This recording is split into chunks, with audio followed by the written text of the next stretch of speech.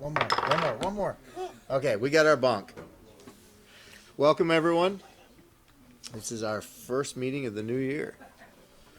We've gone into a new decade. We have a few things before us. Do we have any amendments? Let me get to it. I don't have it up right now. I have no amendments to the agenda, so it is as it sits. We have a spot at this point. Diane, come grab a seat next to John if you'd like. We have a visiting commissioner from the village joining us tonight. First open item on our agenda is public comment. If anyone has anything they would like to present to us this evening for items that are not on the agenda, this is the time to stand up and say hi. Hearing none, continue on. Before we get into the first site plan public hearing, I'd like to have everyone, number one, it looks like everybody's signing in, so that's good. I'd like to have everyone stand who's going to offer any commentary this evening at all, and we'll swear you in and be done. So do you swear that any testimony you present this evening will be truthful to the best of your abilities? Thank you. So, Darren, first item up.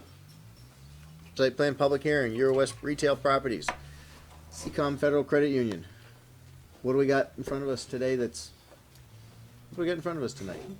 So you have a site plan for a project you've seen before. At the previous meeting, or actually 2 meetings ago, you approved a subdivision of a 0.92 acre parcel at the corner of Essex Way and Carmichael Street. And you saw a site plan that was presented by the applicants, and you conceptually approved it. You wanted to see some changes, which are detailed in the staff report and specifically relate to adding landscaping, potentially moving the building closer to the frontages, removing a drive-through lane, and screening the drive-through glare from the headlights a little better, as well as some potential architectural changes to the building.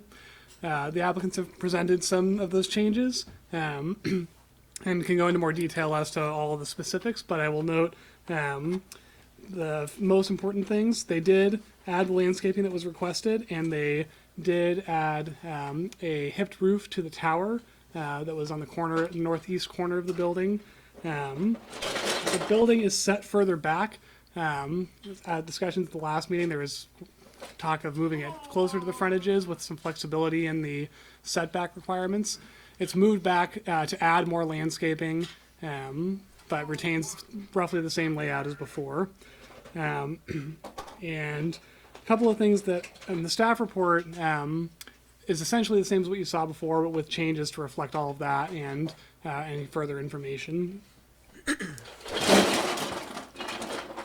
In general, staff would have preferred a different layout that could have brought the building closer to the frontages, but the applicants can present why they chose the layout that they did based on some of the site circulation challenges to the project.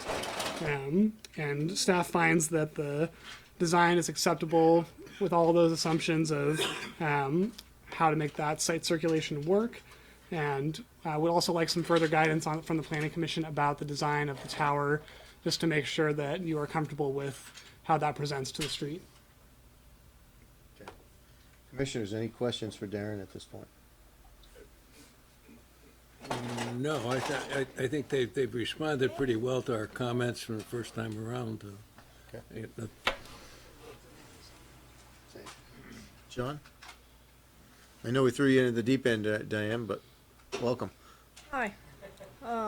I will make a comment that I think there's probably more parking unless they've got a community assembly room in there. They probably have more parking than what they need, given the use that I've seen in the other banks that are in the area.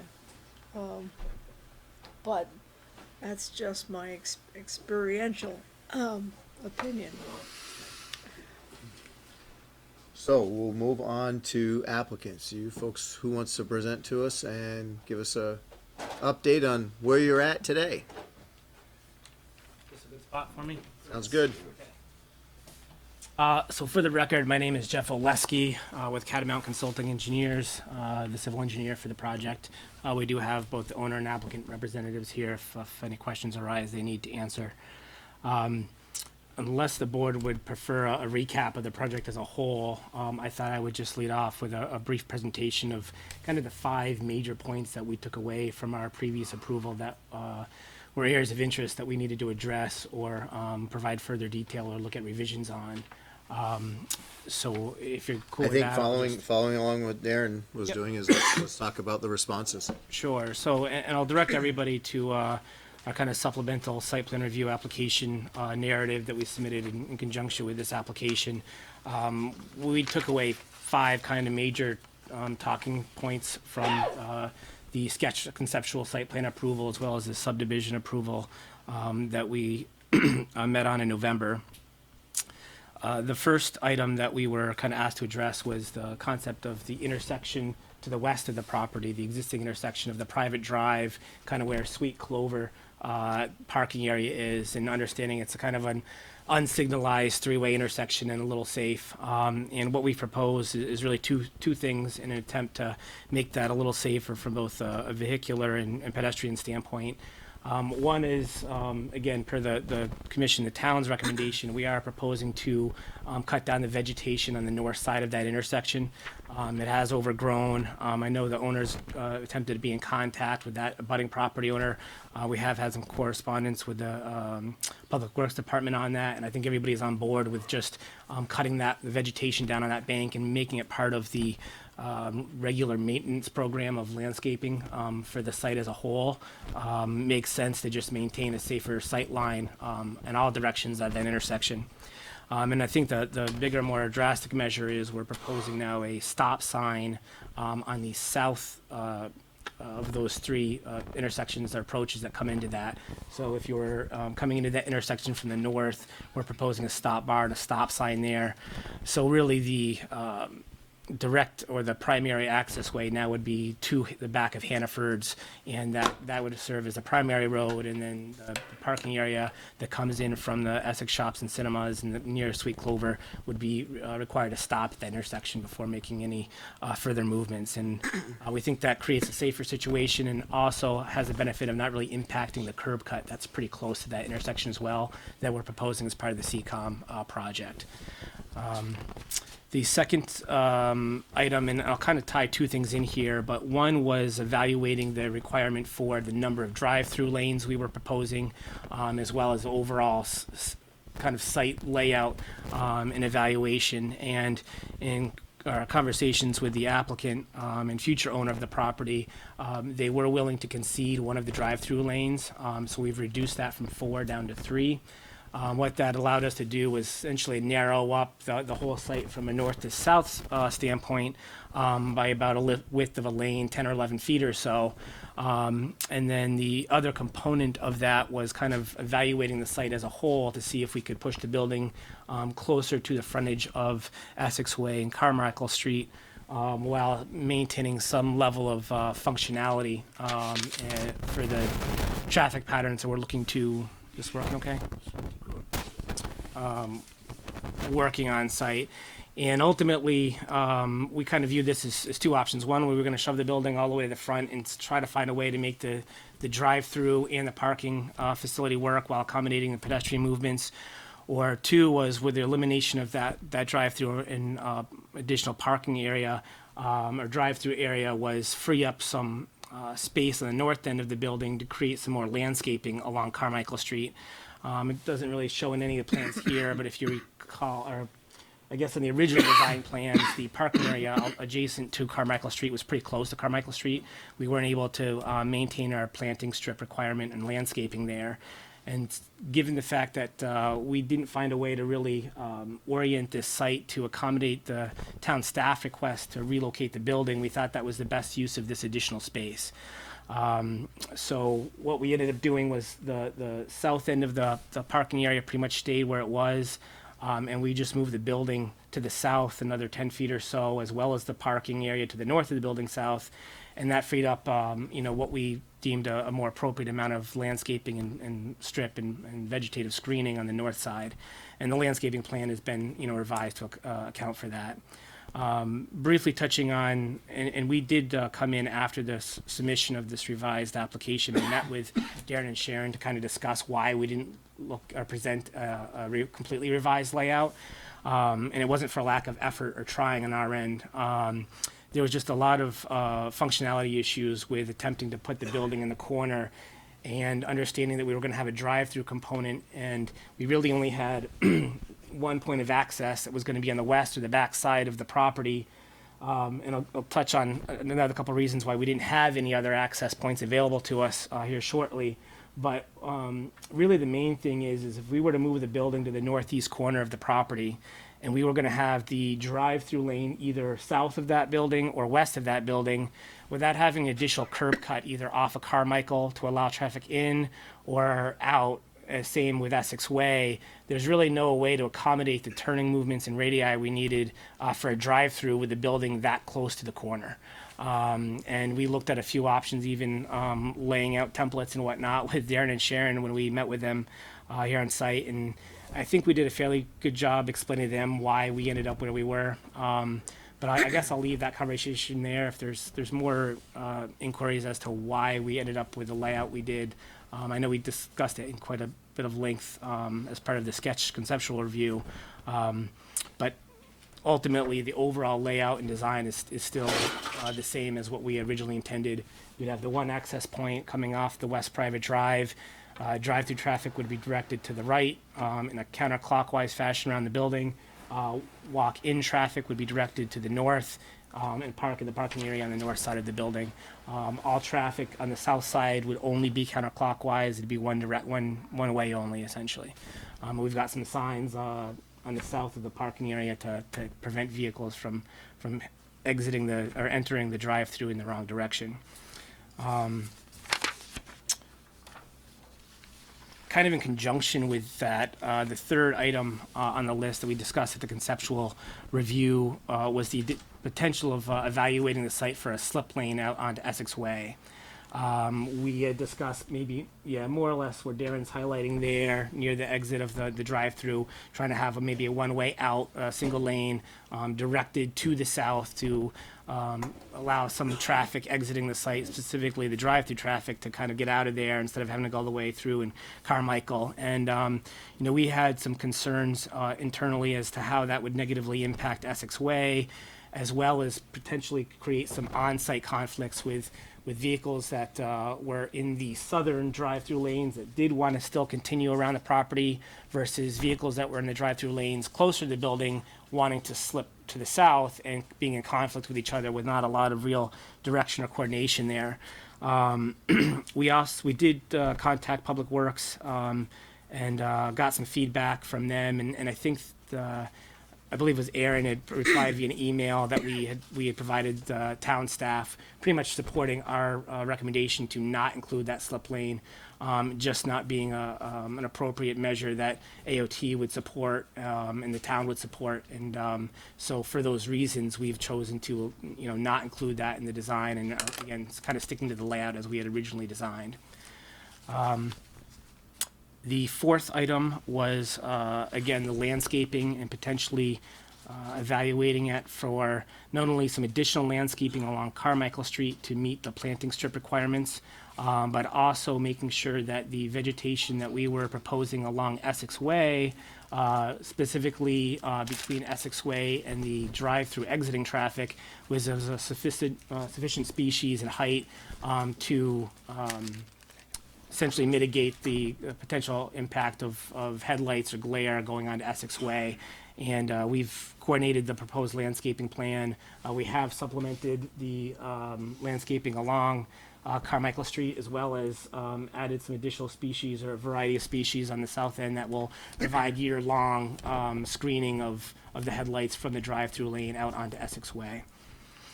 And then the last item we had taken away from the original meeting was the building architecture. And I know we had quite a bit of discussion on that, and I think the general takeaway was we wanted that tower to kind of be more aesthetically complementary or in line with the remaining portions of the building. So ultimately, and Joe Bolster here, the architect, could elaborate this on a little more if I don't articulate it quite well. But we've ultimately proposed kind of 3 additional components to the building, and you'll see here in the renderings to try to tie in the tower a little more with the remaining building. One is the window on the tower, the top of the window, we've arched that to be in line with the window arches that were previously proposed around the perimeter of the building. We have also, and unfortunately, it doesn't look like these are the most up-to-date renderings, Darren, but we have expanded the brick facade that is on the perimeter of the building along the tower as well. And we've got copies here of those if anybody wants to see how that looks compared to what's on page here.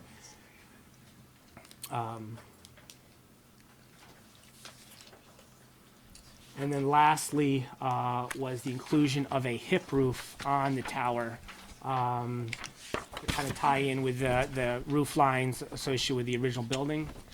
I believe there was some town staff comments stating that they didn't necessarily feel the hip roof on the tower was a benefit to the project or a benefit to the building aesthetic and didn't necessarily recommend that. I will point it out, it is applicant's preference to not have a hip roof on the tower. If it's something town staff supports and the planning commission is on board with, the applicant certainly would be in favor of removing that hip roof if the other architectural revisions were deemed appropriate to tie the tower in with the remaining of the building. So I think that's a brief rundown of the changes that we proposed since the last meeting, and I'll turn it back over to the board for questions. Commissioners, questions at this stage? No? John? Yeah, I was still, I'm still struggling with the amount of pavement and the just general intention behind how much vehicle activity there is there. And I appreciate the thinning down of some of that by taking out a lane, but maybe we can talk about all the parking.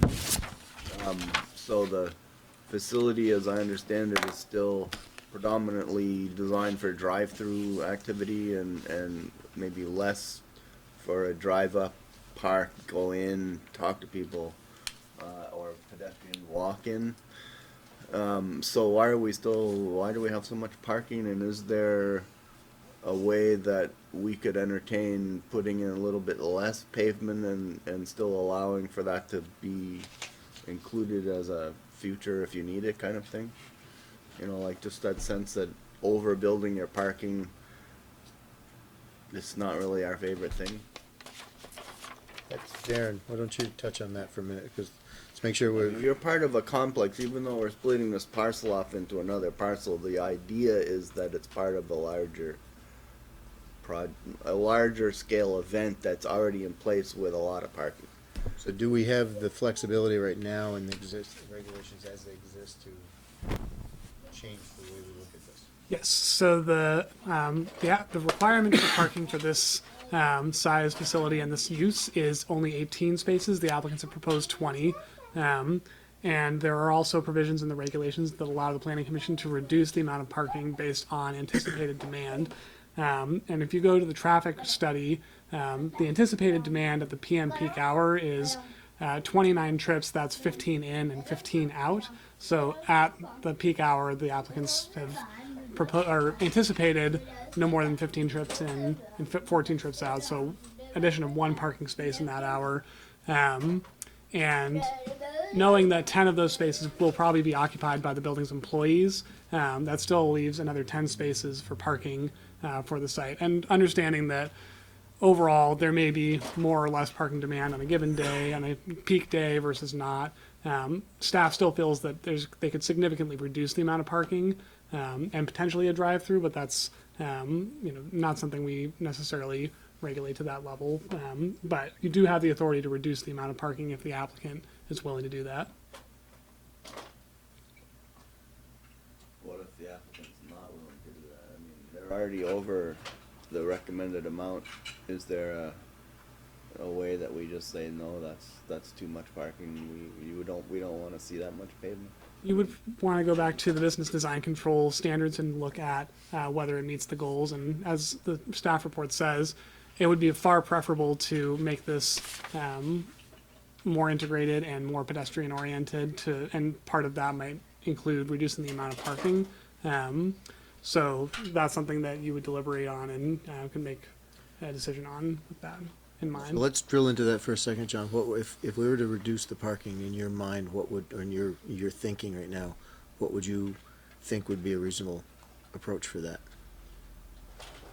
Well, certainly no more than 18, but I guess I want this to feel and act like it belongs to the larger neighborhood, not just itself. And I know that is an easy thing because we're kind of saying on a parcel basis it's its own parcel, but in point of fact, it doesn't live by itself, and we're trying to encourage less driving around and more pedestrian activity. So it seems like the way you do that is you make the project fit the goal of trying to have less pavement and share more of that pavement, and the rest of the pavement's on the other side of the parcel line.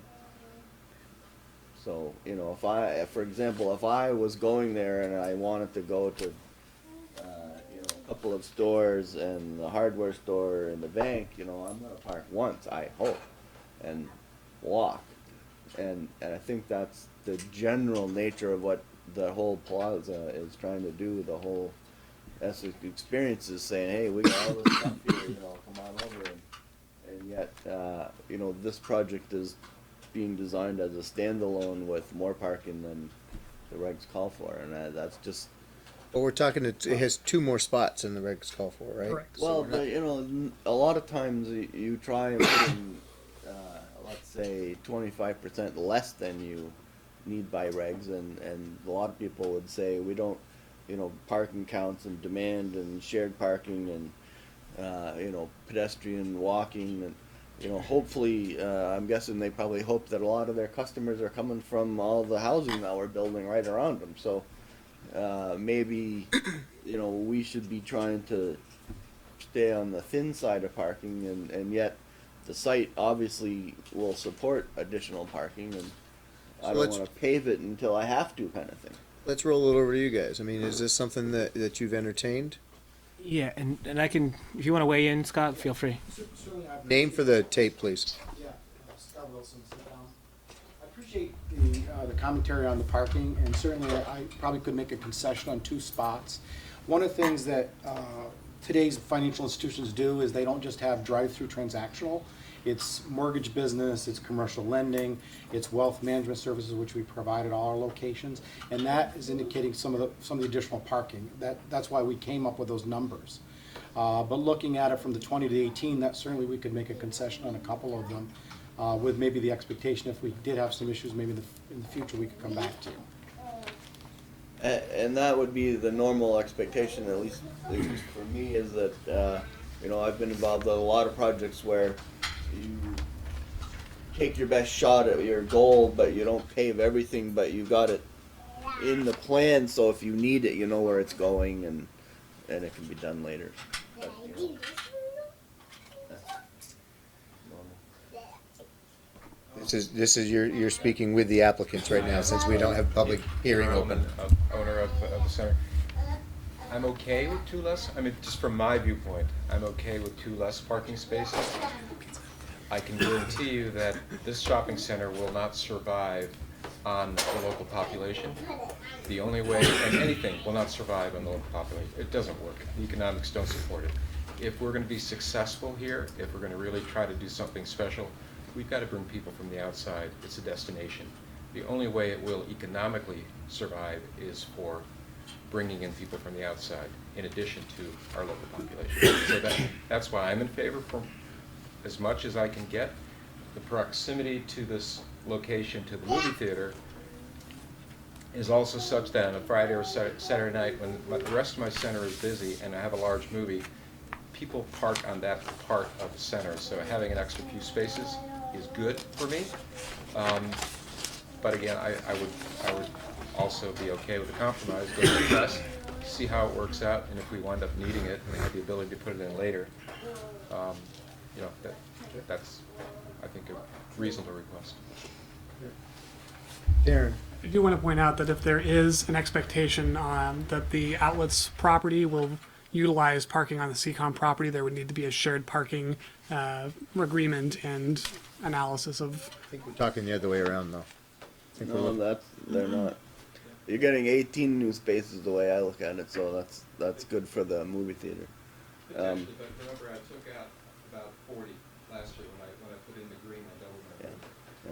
And understanding that future planning on your property will add more on-street spaces with the extension of Commonwealth Ave, but at current, yes, it is So less. we're really making sure, understanding that this is integrated, we are talking about the CCOM proposal tonight.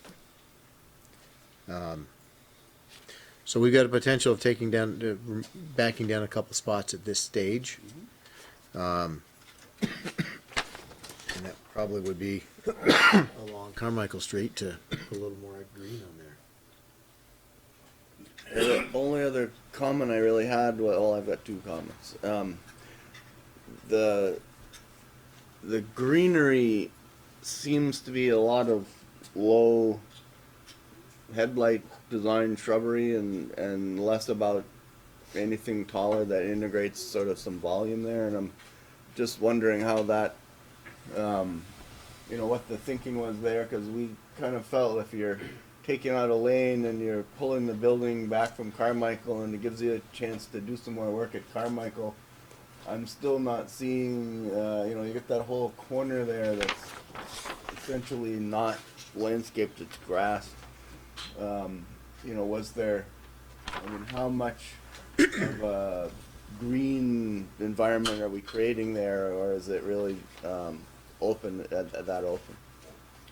What's the thought? Yeah, and I can't speak for the landscape architect specifically, but I think the intent of the landscaping was, really to try to screen and provide some type of visual break between the parking areas and parked cars and the street lines, understanding that the northeast, northwest corners were more visual lines to the building than they were any type of parking areas. And obviously, there's some type of preference for the applicant and owner to want to maintain that type of presence. I will say, I believe in addition to a substantial amount of low-level landscaping within the planting strips on Essex Way and Carmichael, we did add an additional 2 street trees to Carmichael that were not there before.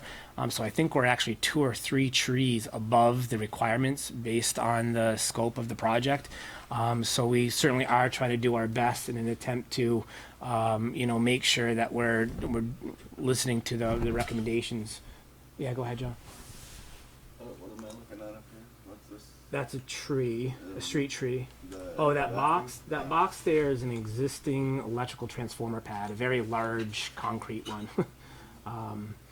Is there, I guess I'm looking at these two corners and thinking, you guys have this beautiful public corner now that has seems like that could be really nice as a feature for something, like, or people walking, where do I want to go to the front door, I want to highlight that whole procession down to the gorgeous tower we have there.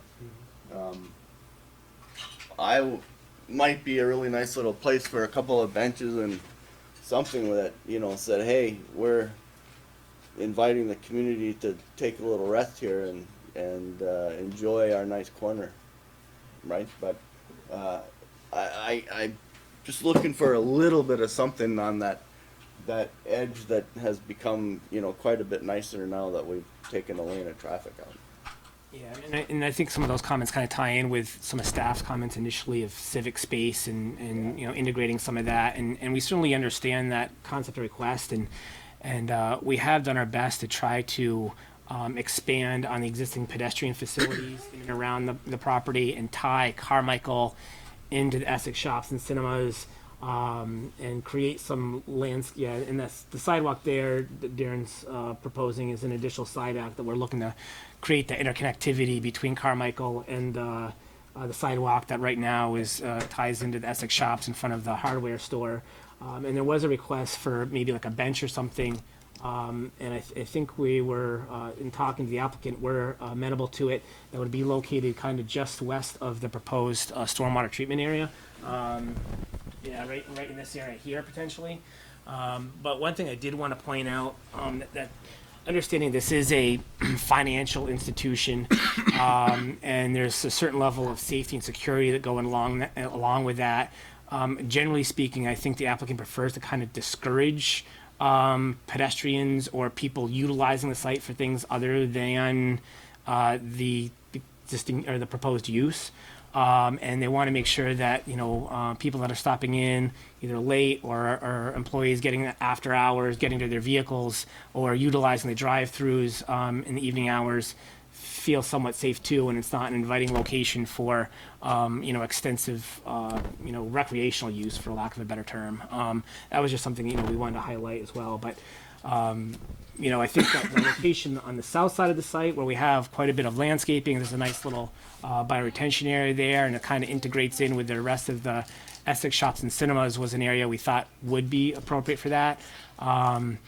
We don't necessarily see a lot of pedestrian traffic coming from Essex Way to the site, which is why we, at this time, haven't provided any direct pedestrian access from Essex Way.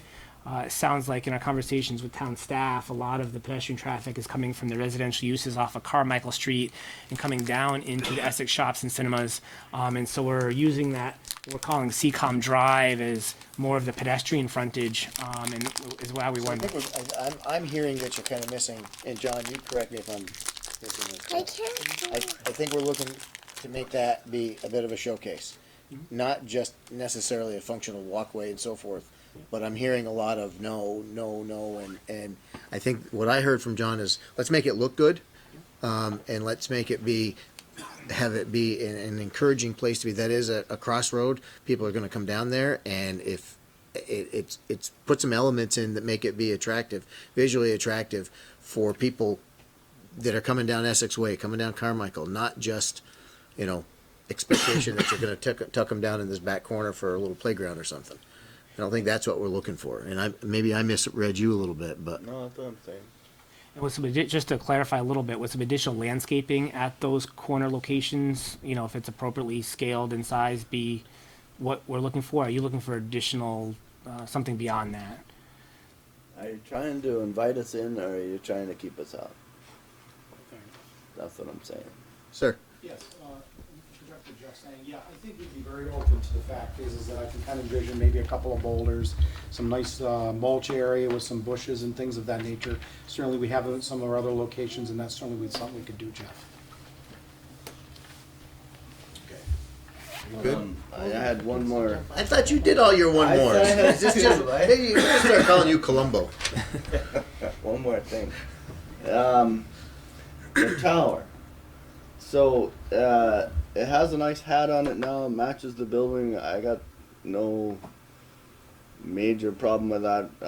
But I keep thinking to myself, the whole building seems short, aside from the tower, which is, tall. So, if I had to say, I prefer the tower with the roof element, or no tower at all. But then the building is just a ranch. It's a southern ranch. So I kind of almost I'm trying to get more volume in there somehow. Either the roof pitch is a little taller or the top plate's a little higher or something. But other than that, that's they did what we asked, so I'm okay with that. Ed? What you're saying is you want the building to sort of match the tower sort of in size, so, yeah. Just, I don't want it to feel like a one-story ranch. I want it to feel a little more. This to be a truck, not a Prius. Yeah, I put guess- some lifters on there. I guess, my whole, feeling on that is, the towers are sort of decorative. I mean, we've got one down 5 corners, that big top that in the center of that building that really doesn't do anything. It's ornamental, and I don't know, where do we go with that, and how much do we want? I think it's a lot of it's a personal perception. So have you been to see the one on Shelburne Road? Because they have the branch down there is pretty well finished, or Yes. looks like it's finished. So I think there was a question we had about how bright does that thing stay inside, you know, like, I'm always looking, when you go by, for example, the Harley Davidson thing, where they built themselves a tower and they've got motorcycles and shiny stuff and beautiful things in there, and they don't blow that place up with light at night, you know, it's very subdued, like more than I would have expected, because it offers them an opportunity to really show off what they're selling. So I'm just concerned, we remain a little concerned that the inside of this tower not be too bright. You've actually hit the only two things I've highlighted in this report about that. Yeah. Reading it for you. So we had talked about, and I'm going to key off from that after I look to Josh and see where you are. I'm just going to add my voice in as much as it matters here to the idea of invite us in. I really like that concept. And when I looked at the northeast corner between Carmichael and Essex, when you're driving in, if you're coming off 15 onto Essex Way, that is sort of a natural entry point to the whole Essex experience. So as much as you can, make that inviting. And I like the idea of benches and little civic space, but that's pretty well outlined in the report, the back and forth. But just wanted to add my voice to that. John. I'm good with the design as is. I feel like it matches the surrounding areas, especially. I think there's nothing inviting about CVS or the UVM building that's going in. So I think if you do too much, it's almost going to look out of place. I think what they've done actually is better than those two adjoining properties. So it's just my personal opinion. I really like the changes they did with the front tower. I'm not a huge fan of the tower in general, but I get it. It's part of their brand and their design. I almost like it with the curved glass stuff. I think that makes a big difference. I think it could go either without the hat or with it. So just my opinions. Diane, have you had any thoughts on this that you've seen before you tonight? Well, I did review stuff online. So this is actually more educational. I agree with John. I think a business, no matter what they're doing, selling or whatever, this John. Columbo. That you know, you want to invite them in, and regardless of what you feel about CVS, you're not dependent upon CVS's business unless you think you are. I would think that you'd want to have people come, and if people drift to CVS, all well and good, but you want them to come do business with you. So I would say, yeah, you want to invite the community in. You know, you want them intrigued and find out who you are and what you're willing to do for your customers, your clients. You know, if you drift off the business to everybody else, all well good. Okay, it's putting the best foot forward, sort of thing. And I would think that would be good for our community. Besides, is having something that looks good and sharp, and is environmentally done well. So I would like to jump onto the really the one thing that I have a concern over, and it's based on viewing the Shelburne Road facility, and that is the interior lighting of the tower. The interior wall is a light colored paint, so any light whatsoever shows up, and it provides an opportunity for that tower to become a beacon. You know, there's no signage, there's no verbiage, there's no displayed light fixtures, but just the fact that there's light inside and it's a light colored paint job means that you can see that from quite a ways away. And I work right next door. I drive by it pretty much every other day, and it's a beacon. And I think that's what we had identified that as a concern in the first meeting. It's in the staff report.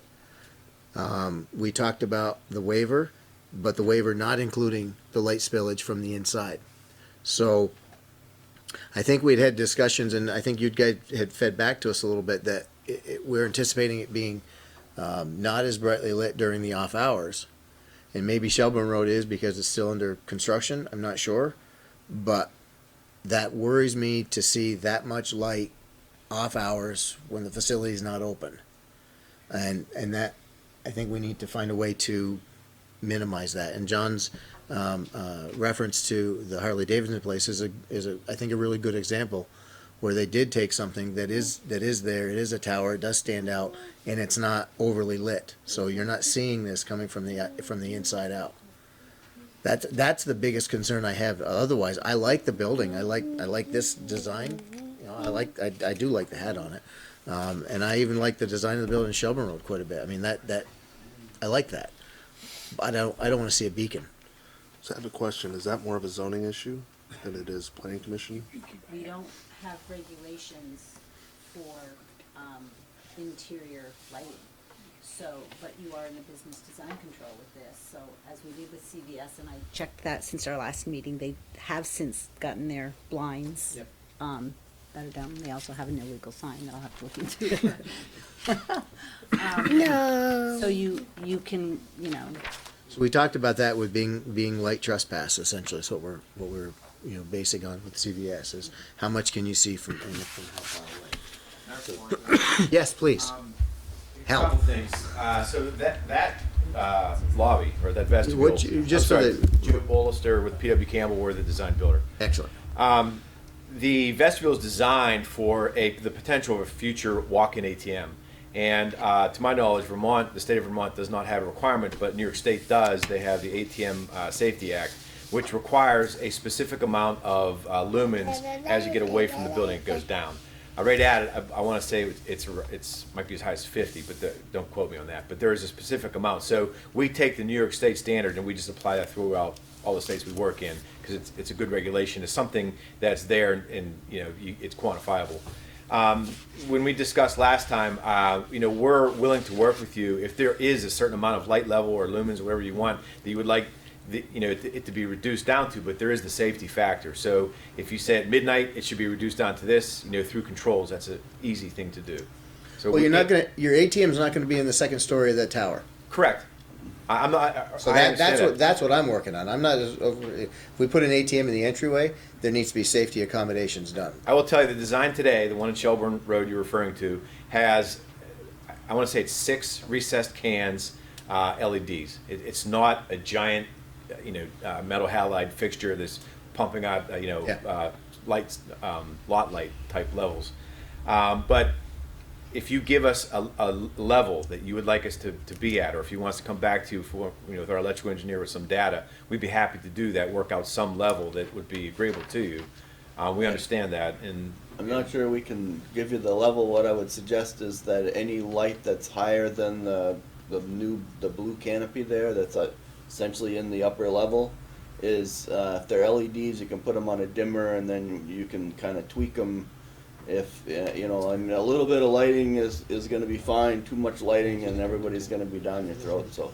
and we can change the terminology is, but from a bright white to a warm light too. That'll help with that. I would just make sure that you have the capability to temperatures dim again. the upper half of that, and I think you'll be fine. Very reasonable. I would Okay. agree. I think that's a We're- good observation. Anything above that blue canopy should not be seen off hours. Period. No light Crazy. whatsoever.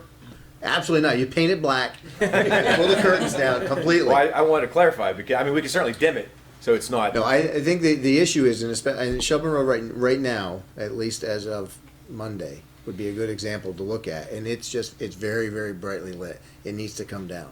If you have your ATM, it's going to be below the level of the blue canopy. So that's where the higher levels of lighting should be, and it shouldn't be visible from, the tower portion, the second level Okay. portion. We can add that to the electrical set of plans to have them be dimmable on controls. And I think that fits with what we were pointing out the first time around too. So we're not. This isn't a new twist. This is No, I understand that, but I don't think we got into the level of Yep. when it would be dimmed and how much, and so. But we're agreeable to that. So we are at the point. If we have no more questions for staff or applicants, we're at the point of public hearing. So can I get a motion? I move we open the public hearing. Second. Second, moved by Josh, seconded by Ned. All those in favor? Aye. Opposed? Motion carries. What are we at, 5-0. And sorry, Diane, but you're a non-voting member, non-voting visitor. Yeah, nice chair, yes. Public hearing is now open. Does anybody have any questions or comments on this application? Paula? I think it's extraordinarily unfortunate that, and I completely agree with John Alden and disagree with the other John. This building looks like it belongs in Arizona. And the first three buildings coming in on Essex Way from Route 15 are what the town has said, at least most of the town has said they want in terms of architecture. They want Essex to reflect New England architecture. And that, yeah, and the first three buildings do that. The new building, that's the medical building that's going up, has a decent roof pitch on it. It has some of the volume that John Alden's talking about. The tower, and the thing is, you know, from this vantage point, you can see a bit of the hipped roof. As you walk up closer to that building, you're never gonna see that hipped roof. It's just gonna be a rim around it, because the perspective on it, if you're down low, is that you're not gonna see that. You know, I mean, the tower's too tall, it needs to have a decent, the whole thing needs to have a decent, more New England style pitch on it. Okay. Thank you. Anything else? You didn't look like The you only put other thing I would say, and I would say it to anybody making a presentation here, is that that a lot of presenters make the mistake that they think they're only presenting to the planning commission, and that they're not presenting to the people who've taken the time to come. And I think they ought to learn a lesson from that. The document I handed out was sent to the town. No, I'm talking about those of us here tonight. The document I handed out was presented to the town, which should have been up to you. on the board. Let's leave it. That's good. Yes. Deb Euler Holland. Just have a comment on the design.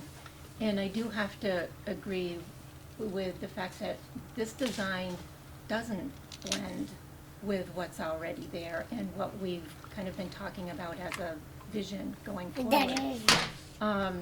The tower especially confuses me because the location of this building is on the main thoroughfare, on a corner that's not obstructed, so the height, the sign advertising this building is at a height that doesn't seem necessary. And it seems as though the tower will set another height precedent once for other buildings around it. So I have to say I'm concerned about the tower signage. It doesn't seem to have an intention or a purpose other than for that, and I don't think it's needed in that location. Thank you. What about the pedestrian? Yes. So, I agree with everything these two women have said. Just I name also- for that's Sharon. Oh, Sharon Zukowski, sorry. Thank you. You're out of practice, I know. Yeah, I hope I don't have to come much more. I think the tower to me is sort of like overriding billboard laws. Like, it really doesn't have a purpose other than being huge and there, and it's like a sign versus having a purpose. I assume there's no offices up in the top of that or anything, right? It's just a big thing? That's a question. Correct. Okay. That's all I have to say. Thank you. It's not driving on any So- buttons. Commissioners, thoughts? Ned? Let me rephrase. How do you feel about the staff report that's presented? What are the changes you would want to have into it? I think we've touched on, with John, with maybe tweaking the number of parking spaces to get a little more green, and I think, the lighting in the tower. I think you get torn between what we'd really like to see there and the owner who wants to establish a certain sort of commercial identity with something like this. And so I think, hear the airplane. we want to be careful of where we go and what we encourage and discourage. I think the lighting in the tower can be resolved. The parking. Do I love it? Yeah, we've certainly put worse things up around here, and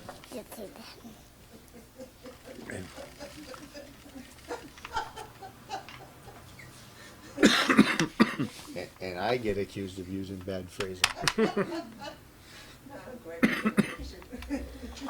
Okay, so really, reduction of the parking is okay. Reduction of the parking, control of the lighting, greater control of the lighting. I think the lighting's not insolvable. There's a whole bunch of different ways you could do And that. I think that's what they were basically echoing that. So, Josh, what are your thoughts? Ditto on the parking and lighting, and I just want to, I don't know regulatorily what we can do to say this must look more inviting.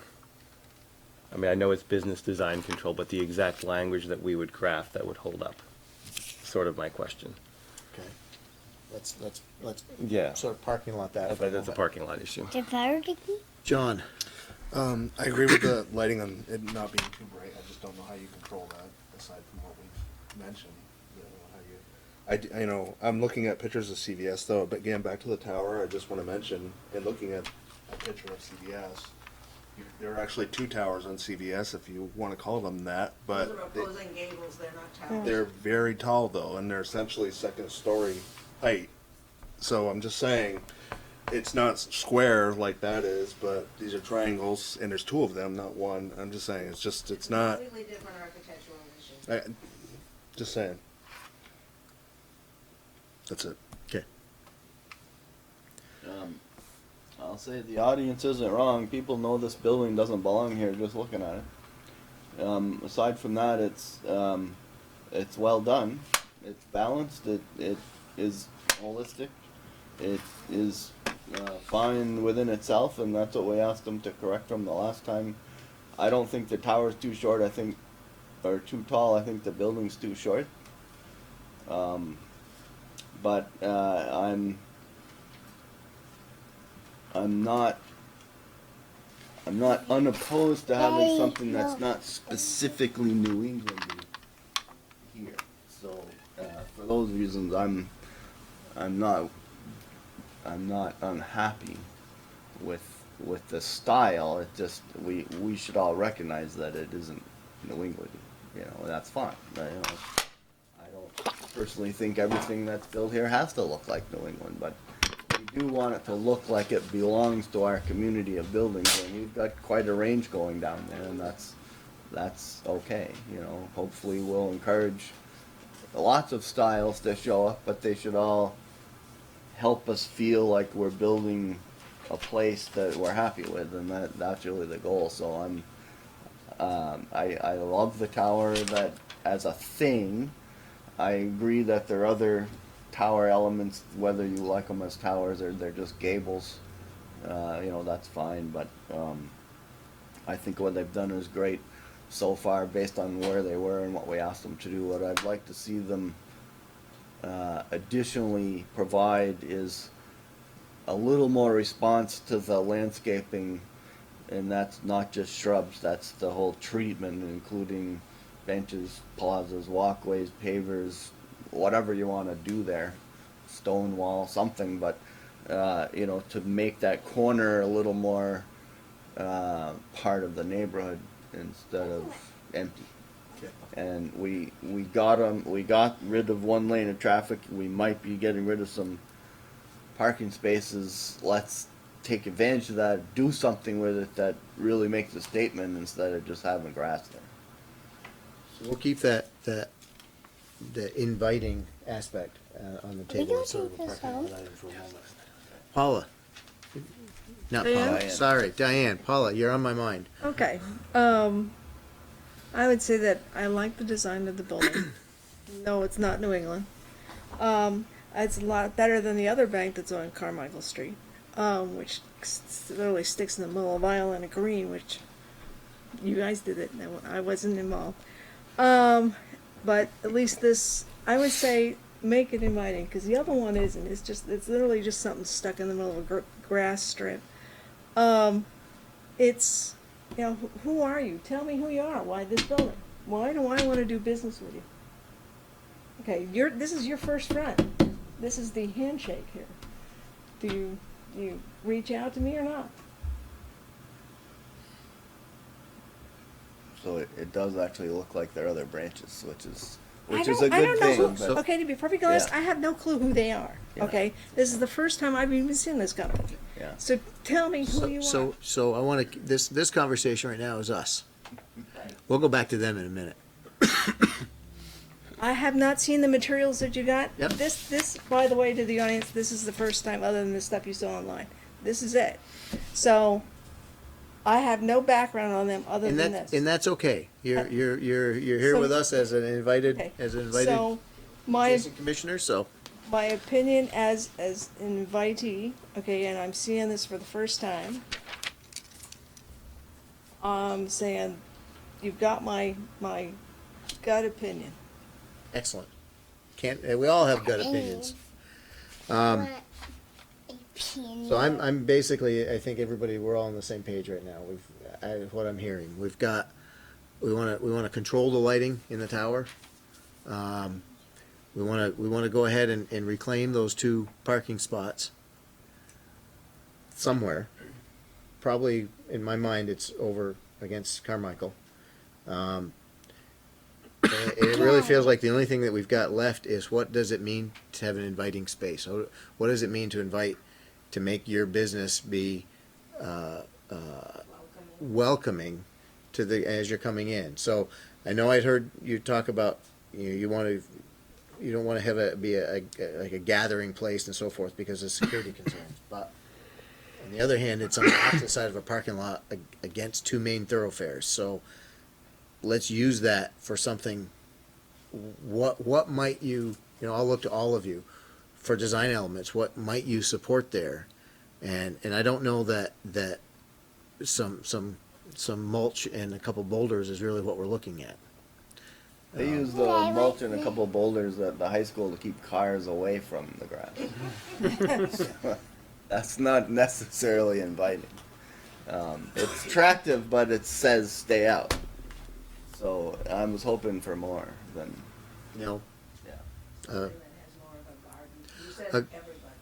I'm looking, and in my mind, I'm thinking like a circular flower bed or something that actually has some color and some ornamental aspects, has a walkway, potentially a walkway around it, because it is a show point. It is a visual point as it's coming into Essex, into the Essex experience. It's a big impact. Hang on. Yes, I agree with you, Justin, that certainly we can put some flowers in there. I use the rocks, the boulders, and the mulch. Wasn't giving you particular. I'm certainly not an architect of landscaping, but we certainly will make it appealing. And I got what you're saying, and I don't disagree with that. And certainly, Jeff, we can go back to our architect and look at bringing some nice color into it. Maybe some pavers would be nice, and some of those types of things. So we're in agreement with that. The concept of, it's not even that building, where it comes from the corner of Carmichael to an Essex Way, to the flagpoles. I could see at some point in time, knowing people being people, and there's lots of residents that live on across Route 15 in the homes across the way, that there could indeed be, just like on college campuses, you're going to somebody getting cut in the corner, to come through your property, hopefully to do business with you, and there they go. So you could either allow that to happen organically, or you could create that welcoming space by actually having those pavers there to come to straight from that corner.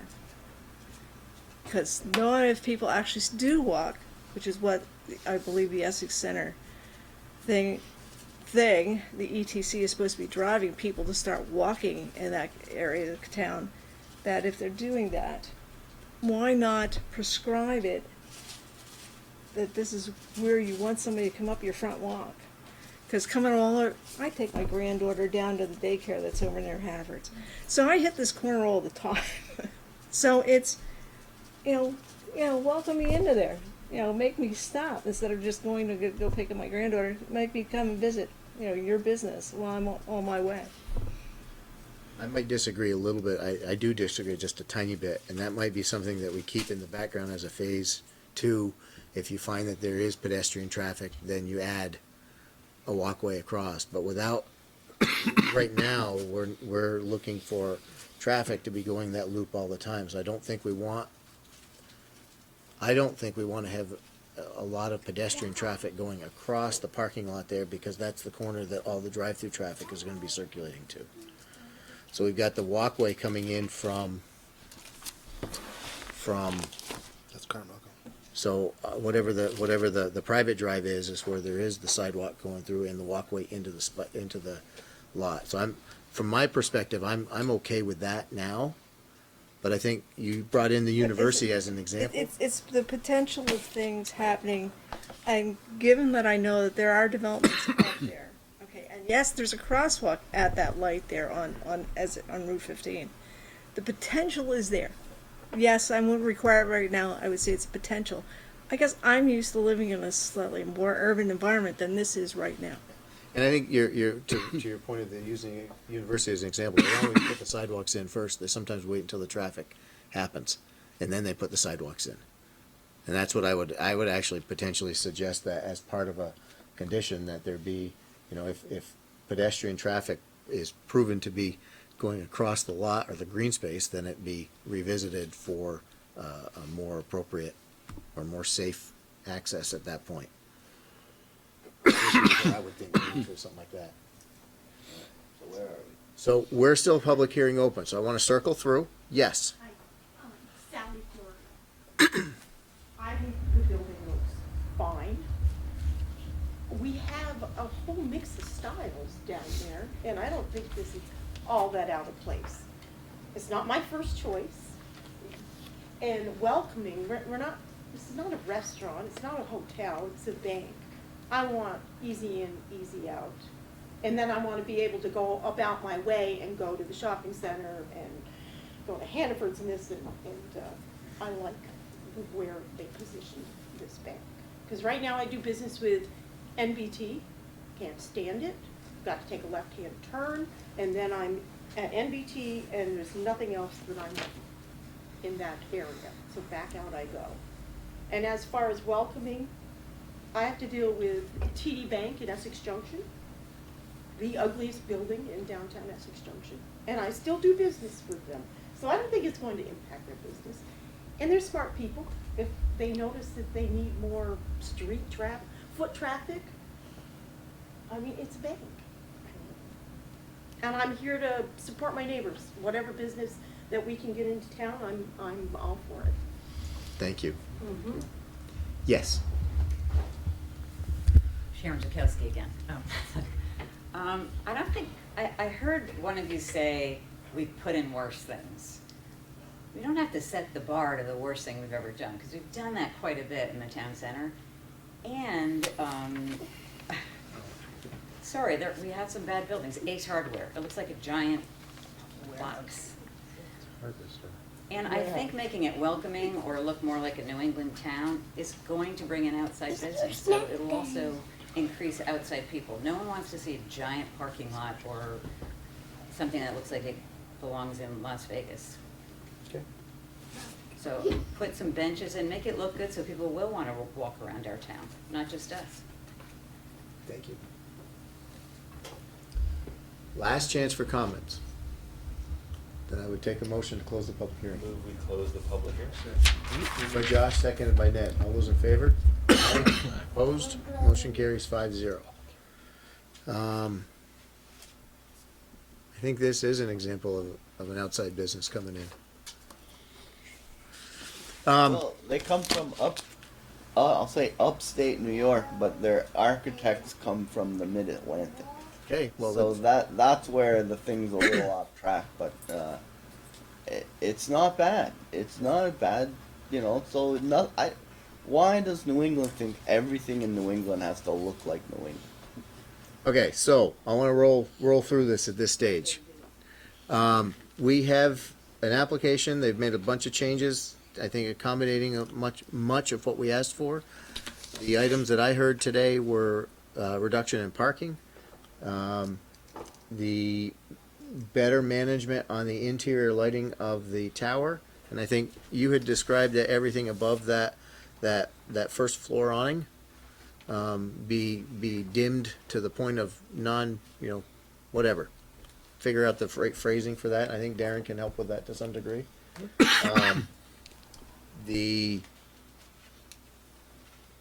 We use the term make that corner between Essex Way and Carmichael more inviting, and I think our suggestion would be some, I'm going to say flower arrangements and not ornamental shrubs, something that is add some color, some that potentially changes, maybe some benches to again be more of inviting, not necessarily putting in walkways at this stage.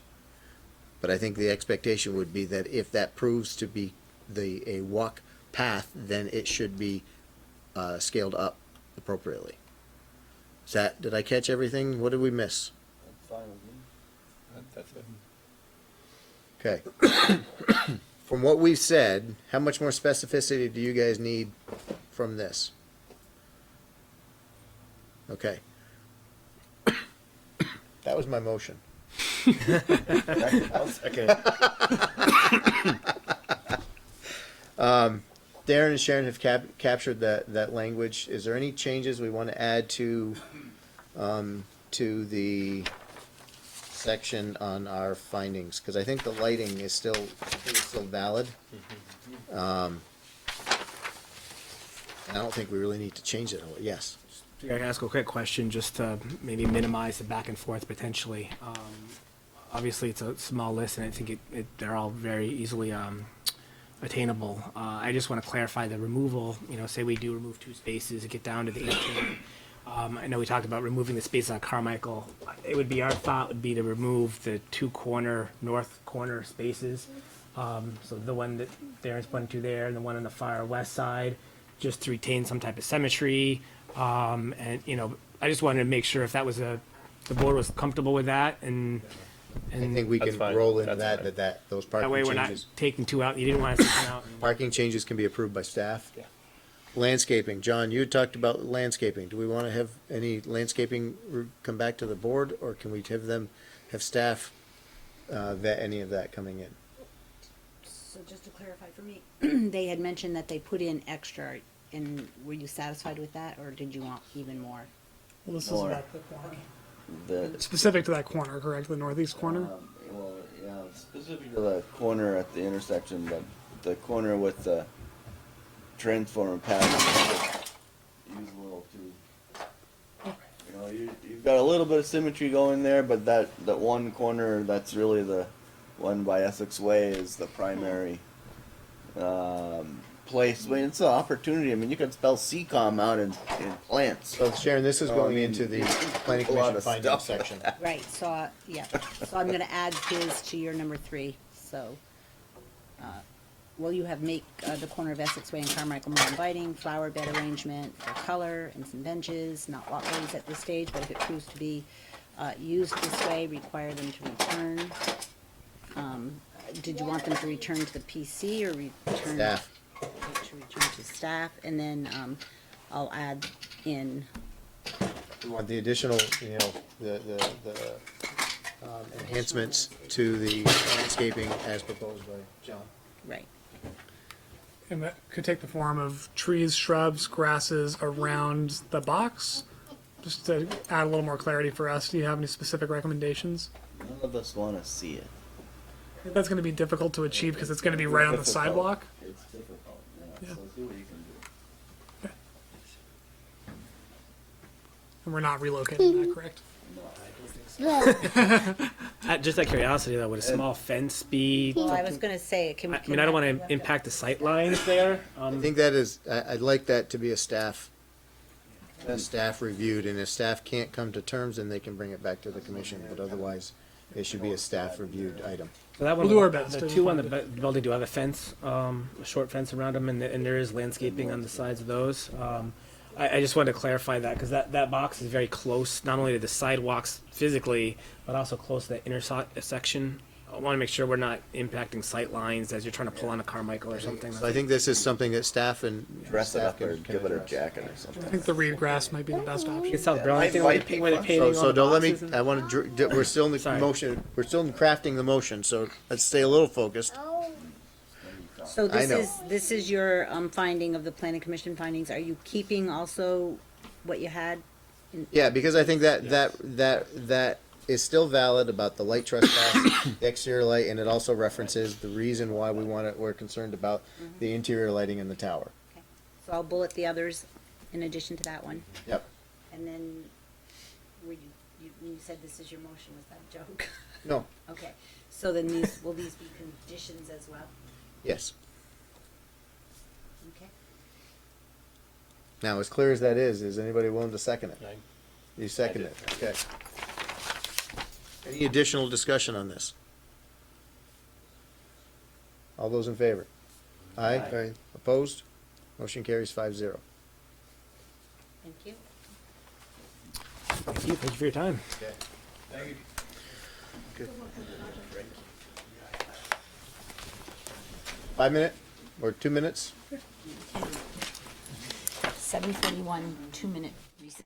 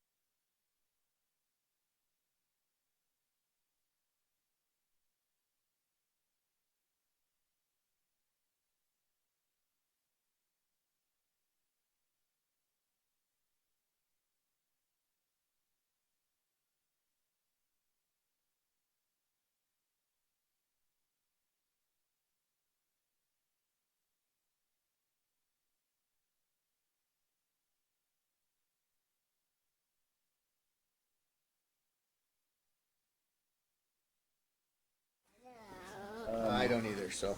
Resume 7:47. Okay, we are back on. You good? We're good. All right. We are here now to talk about Christmas. Christmas. Christmas was always good to talk about. Moving on to ETC next discussion. So, Mark, Sharon, you guys have some stuff for us to talk to us about? You wanted to present? You want to come to the table? Okay. So I think there are some things that I was understanding there were some things you wanted to bring to our attention. Yep. And then I'm going to actually ask Josh and Columbo to, I'm not calling you Johnny, Johnny. to sort of present, what they've done and so forth, and just another round. So Yeah, we've actually had, just for the record, Mark Kane from SE Group, we've actually had a chance to go through, staff was able to provide us with the comments that came in. So we've actually had a chance to at least go through them and just sort of look at them, and I'd be prepared to talk about some responses to that.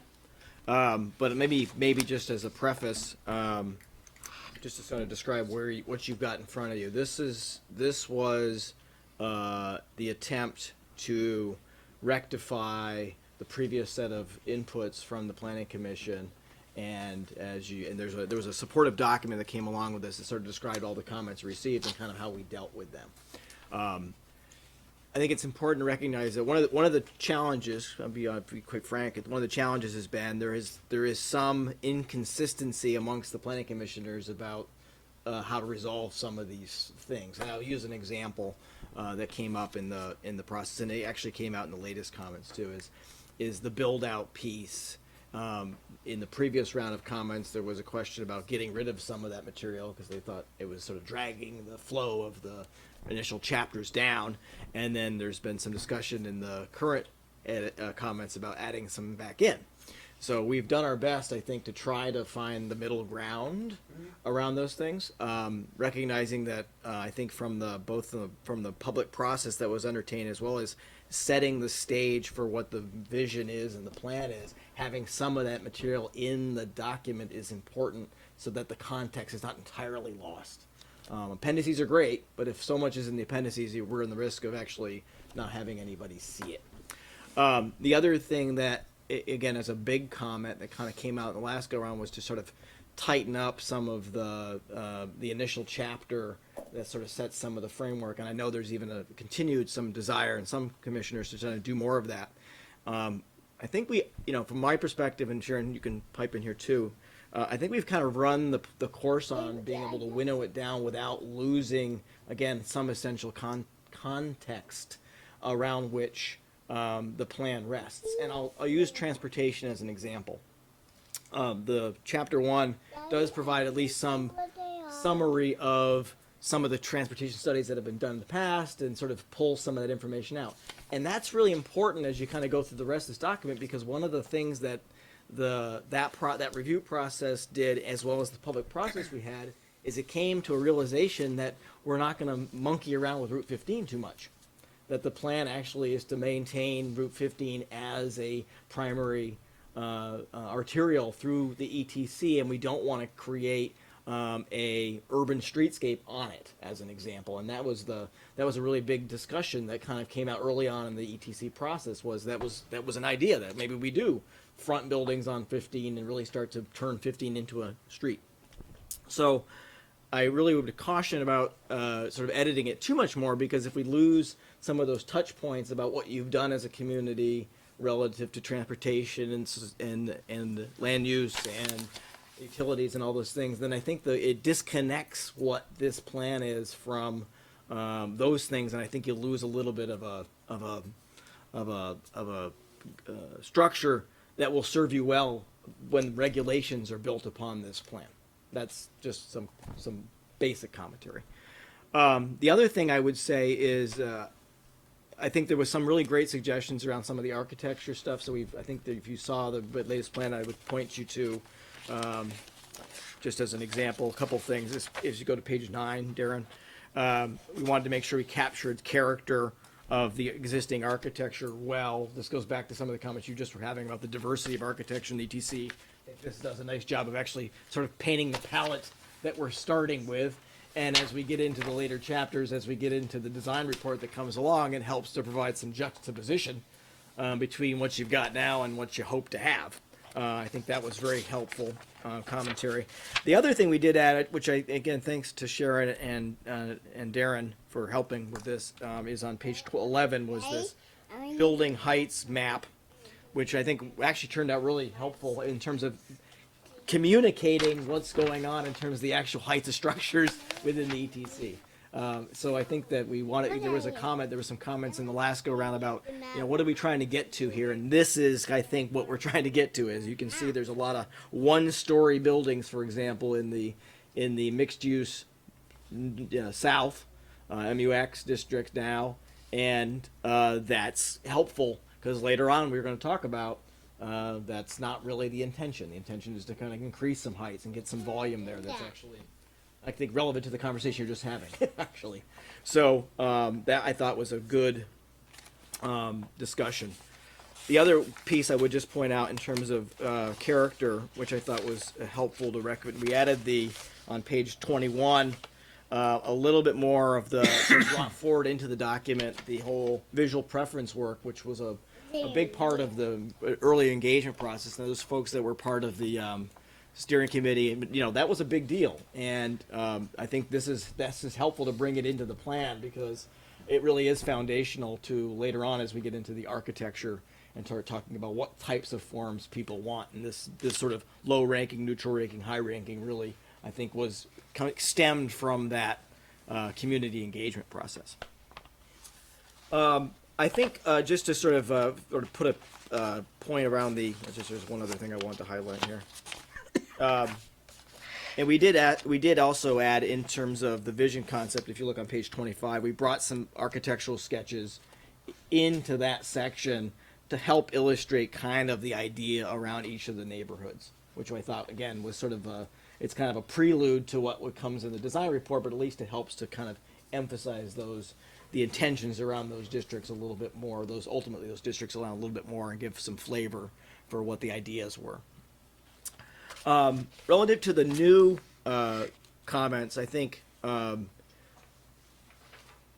there's nothing there that I read that we saw that was sort of overly problematic. I would just say, like I said, I think just be careful about winnowing down the introductory stuff to a point that's so thin that we don't have anything to rest on. And one of the things we get back to that balancing act we're trying to do is Public Works has been very clear about making sure that we're very sensitive to the long-term infrastructure needs of the community and making sure that the plan doesn't outstrip the community's capacity to deal with those things.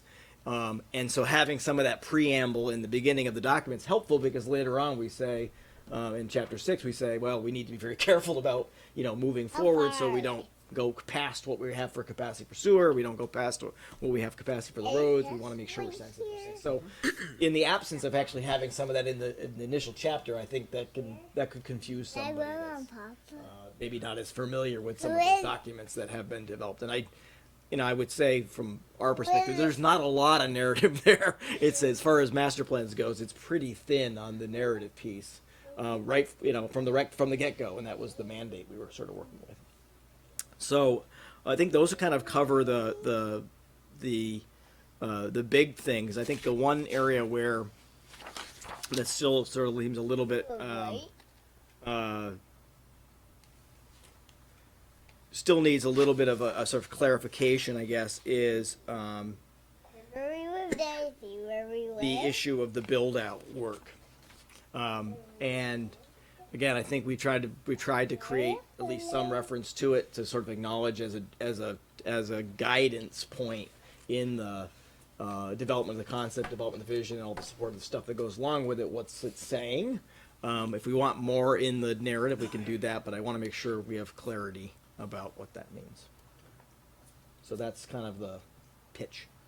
So I'm going to actually, since we as a commission charged Josh and John to go out and manipulate and review and so forth, and we reviewed what they had and we backed what they had, I'm actually going to turn to them and ask Josh to sort of lead the charge on this.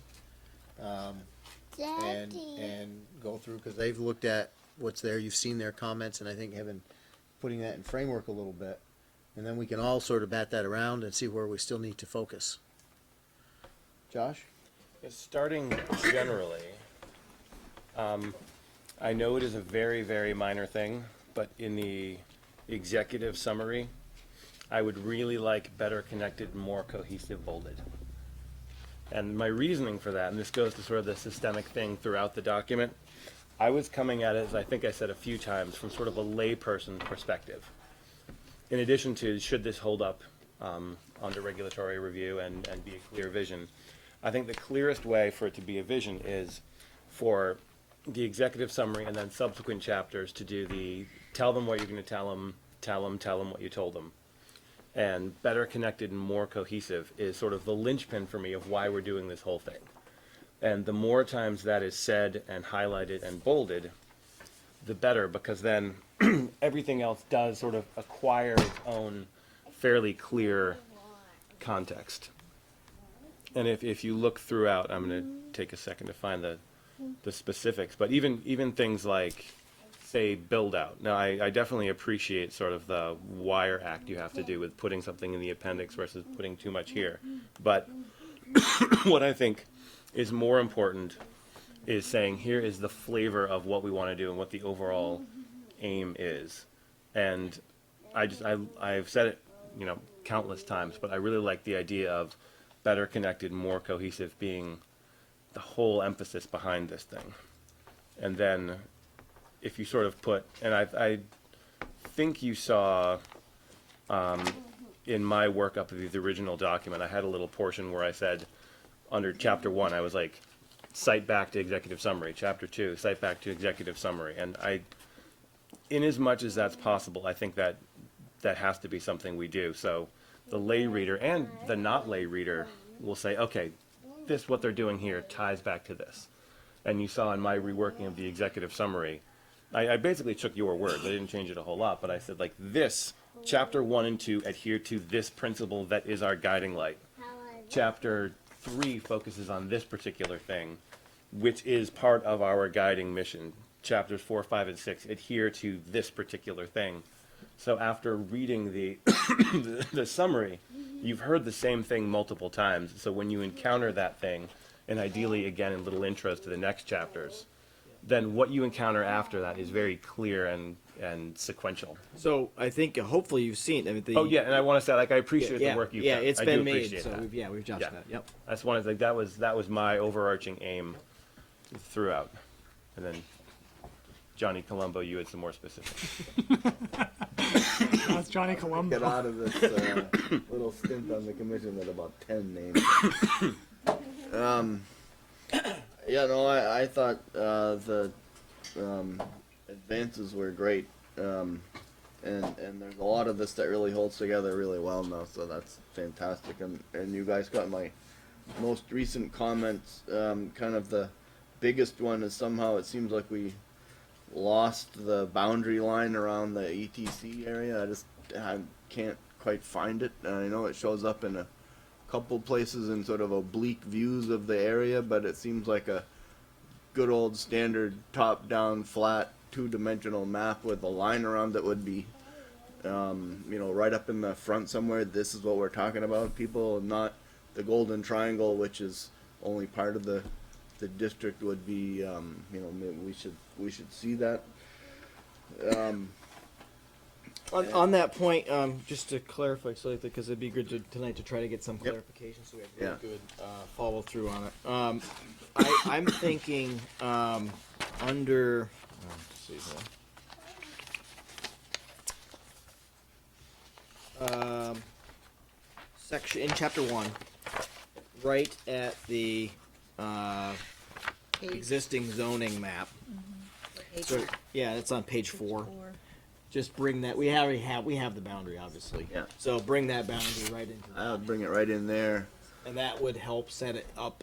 The golden triangle is a reference that's is a place reference that actually is helpful too, but not as much as it used to be. But I think having the boundary on that plan would really kind of put it in the right place, if that makes sense to the planning commission. Yeah. I was even wondering on page 3 what I wasn't even sure what I'm reading patchwork quilt and I'm looking at the map and I'm not seeing, I want to see a patchwork quilt and I didn't see it till page 4. You know what I mean? And so I'm not sure you need both of those graphics. Maybe you get, that's why maybe you can figure out how to shrink that kind of information Yeah, well, to one page and have one map with one boundary line around it. Well, if you look at again, maybe the language isn't quite right, but the narrative is talking about two different things. It's really talking about the business control district, the conservation district. That's not necessarily the zoning, and that was really kind of the intention, is to make sure that, because this is a very complicated, as you guys talked about tonight, very complicated land use and sort of structure. So we didn't want to lose sight of the fact that it is kind of a hodgepodge of things. And I think that goes back to, ultimately goes into the recommendations to shrink the ETC, to develop this form-based code over the whole, over these different neighborhoods, to get rid of some of that sort of layering effect that we've got going on.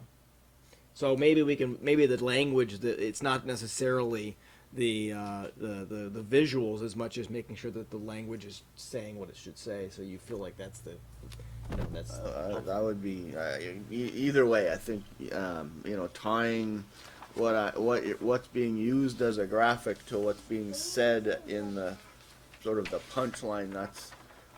I thought you guys made a lot of improvements in, especially the later chapters on that, arrangement of here's what I'm saying, here's the supporting picture or graphic, that connection, because there's so much material here. We're just, what we said in the big thing we said was there's a lot of great material here. Help us to see it and understand it, and it's a lot of it's just coordinating what you're saying with what you're showing.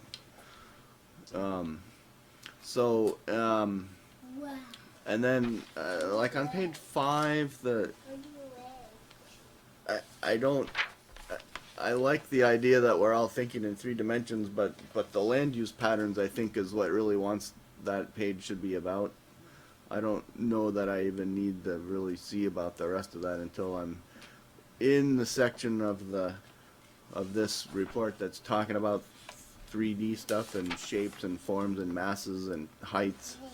So I thought maybe we'd just move that down to where it fits in with the other material. But what I do think is important is all of these other descriptions on page 6 that are talking about very well-known places around our region. How come I don't have anything that shows me what I'm talking about there? That's a whole page of text with no graphic that goes with it that would highlight those areas. Yeah, the figure on page 3 actually does reference those areas. Yeah. So I'm already deep into other things by the time I got to page 6. What happened to my...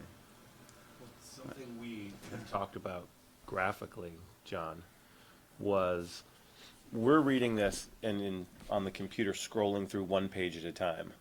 But the actual physical document, if I'm not mistaken, it's 2 pages like a book. Laid out, yeah. And so in that sense, and I can't sort of get my mind around that because I've been doing it in the computer the whole time, like certain pages would be together and probably be more naturally associated together, but I'm not seeing it on the computer. Remember we'd had that discussion about the chapter openings. Yeah. So one of the technical solutions to that, I think that would make a difference, because that is the intention of this document at the beginning was to do it that way. Yeah. We have a long linear place that we're sort of working with.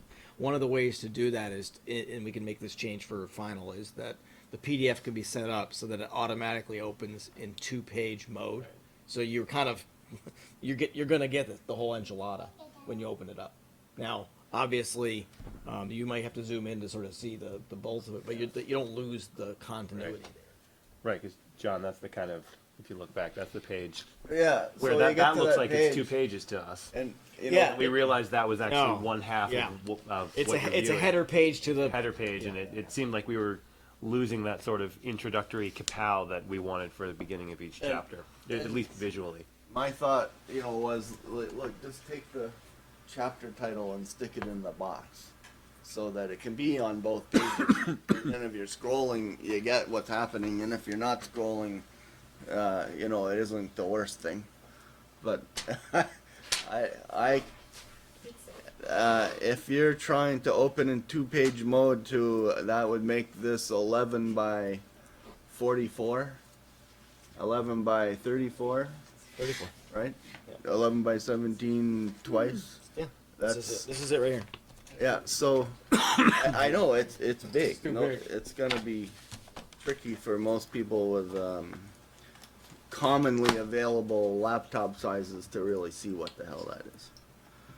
Although I will say, I typically print it out in 8.5 by 11, and I can still read it. Yeah, and that's one of the reasons we actually went with a larger font, so that when you Yeah. did shrink it down, it actually is readable at 8.5 by 11. So that gets me back to the 200 pages though, or the 55 plus the. There's a lot of pages, and you can go check that out in the library, but most people aren't going to print that out. It's too big, right? That I mean, how many times do you go home? I mean, you'll go. When I see something like that, I go, oh, I'll go to the office and print it out because I'm not printing that thing out at home. It's too big. So again, some of the bulk of the document is you know, that we all love how much information is in there, but we just need some convenient way to get through it without being overwhelmed. Why does it do that?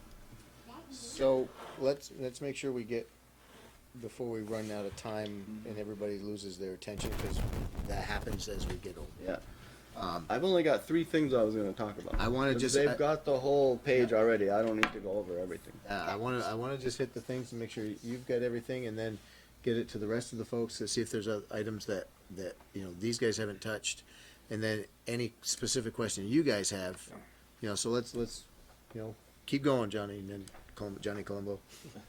I like that name. So the whole Like Cracker sequence Barrel, of too. the things that are also really important are once you get to the actual neighborhoods. So if we're in chapter 2 now, where we're talking about the neighborhoods, and I'm on page 22, which is really the first time we've seen the whole thing put together, but the text boxes. I've got 6 neighborhoods and 4 text boxes, and then all the text that describes the neighborhoods shows up on the next several pages, and I'm thinking that might actually be important enough that each one of those neighborhoods can have a page or close to something like that, and that might give us a way to get that other material from the build-out potential into those neighborhoods, because the build-out potential. You know, that's on page 24 as a text box. That's half the page, and yet, for me, I'm thinking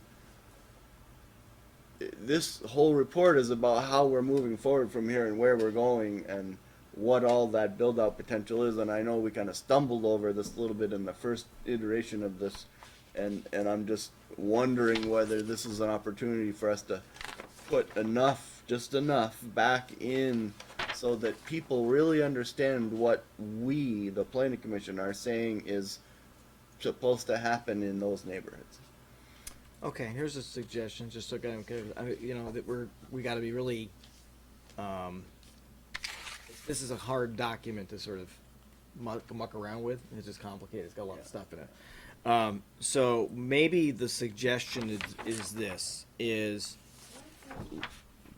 put the recommended neighborhoods section starting off at the beginning, have this overview map to sort of show where the neighborhoods are, because I think the relationship between them is appropriate. There needs to be a note, and there is a note in here somewhere, but there is a note that, or emphasize the note more, that of the 6, 4 really are recommended to be changed at some level. And 2 of them are Conservation and residential are not changing, right? Because there's Yeah. no reason to change those. Yeah. But what I was going to get to is, instead of having this overall graphic with the different visions for each neighborhood, is provide the text of each of the districts, each of the neighborhoods, a small map for showing where it is in context with the vision there, and then maybe just a note about the build out expectations. and then it can still reference the appendices for the Yeah, details. yeah, but yeah. You're not going to get caught up in too much back and forth. Right. Does that make sense? That makes great sense, and you know, because here's the thing. All right, so I've got what I used to have and all the history that was in chapter 1. I've got here's our vision, which is in chapter 2, which says we kind of reworked these neighborhoods and came up with this, and here's what we think is supposed to happen in them, and then your other chapters get into that detail, and I think if the big picture is made clear enough, then we'll be able to sort our way through it, and I think that would be. Yeah, I think I can see how that could be laid out and in a way that's visually compelling but not too complicated. Okay. That was kind of, as you heard, that was my basic point as well. But I appreciate the needle threading that has to be done to Yeah, There's 100 ways to do it, and we've only been Guys, through 2 of them. Sharon? So far. Sharon, Paula? Is there something exciting? Or? I don't know. Sharon? Paula? Sorry, you're carrying over. I can't hear no more. My only other question is when we get to chapter 6, and I was talking with staff a little bit about this, like what are we trying to say about the next step, and how does the rest of the documentation fit in, and how do we make sure our document still prepares us for the next steps in the technical way that it needs to without, some of that can be in the appendix, but it's still, this whole thing is still just a precursor to some type of technical, manual that says, okay, these are the rules. Yeah, that's actually been one of the biggest challenges, I guess, of this project. It was originally scoped, it was originally developed with the premise, and it's still the premise, that it was going to be done.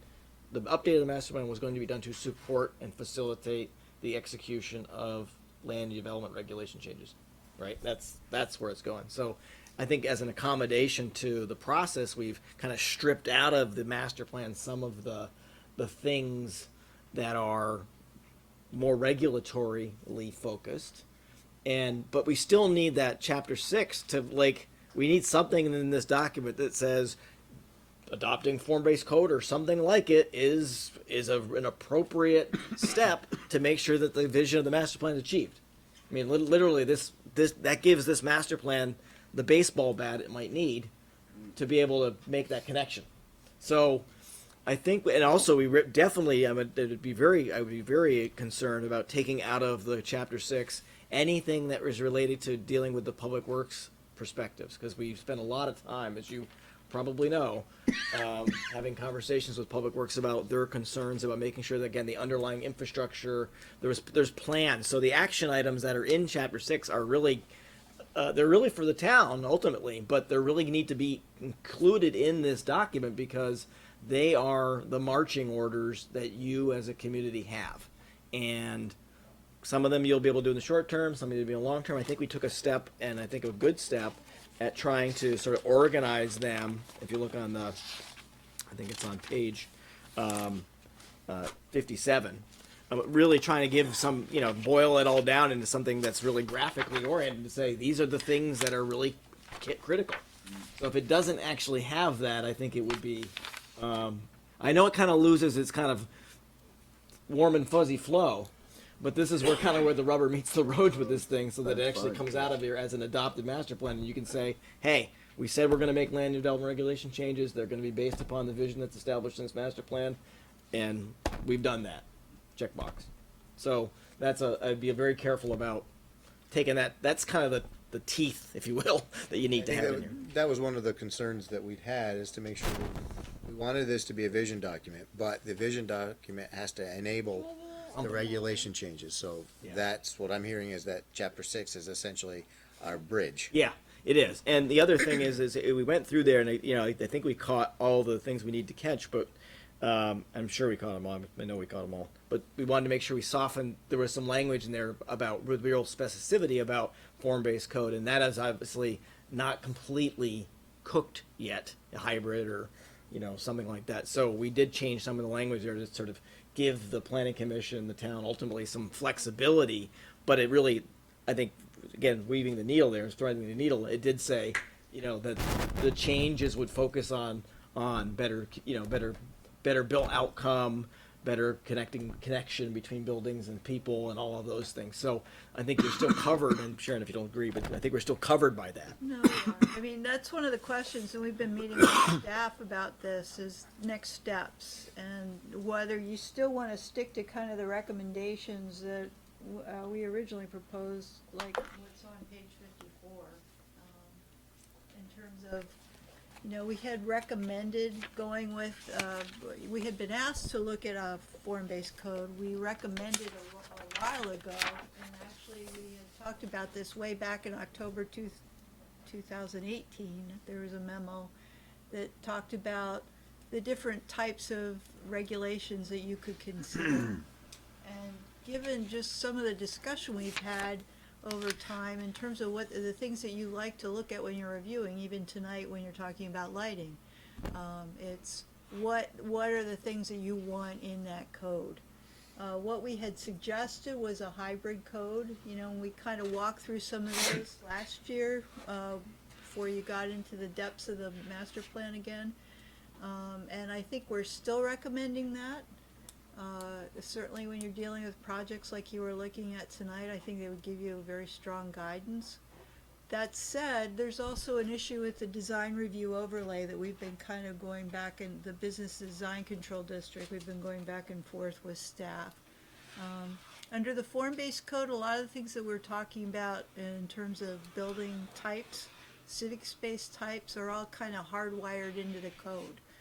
So, for example, for tonight, if we had a building on that location, there would be a minimum maximum setback.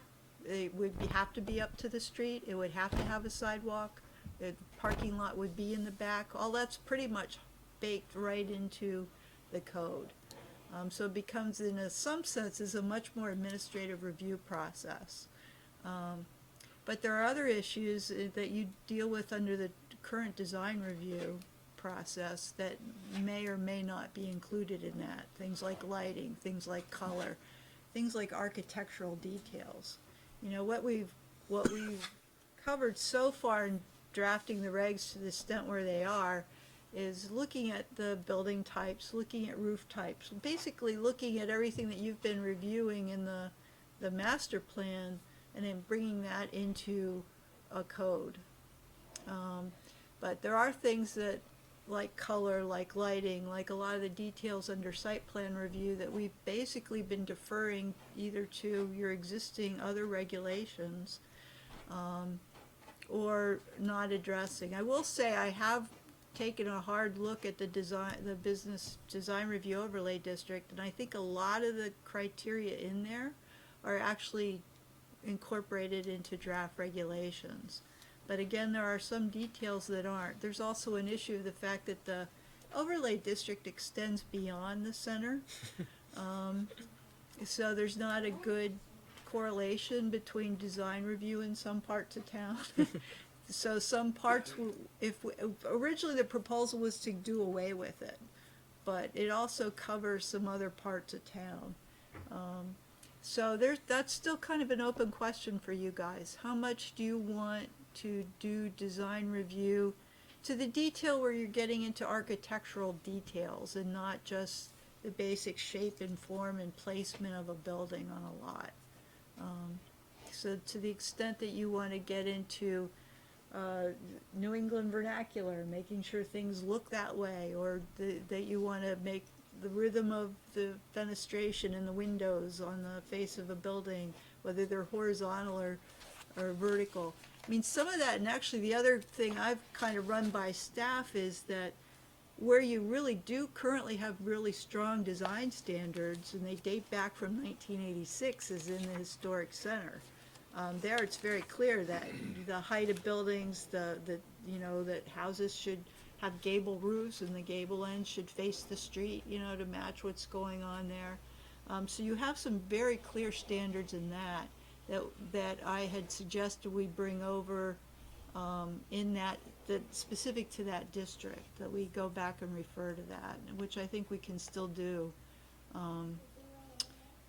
So it's more the devil in the details when we're drafting the regulations part of it. But the open question for you is basically, what would you like to do with design review? How would you like to treat that?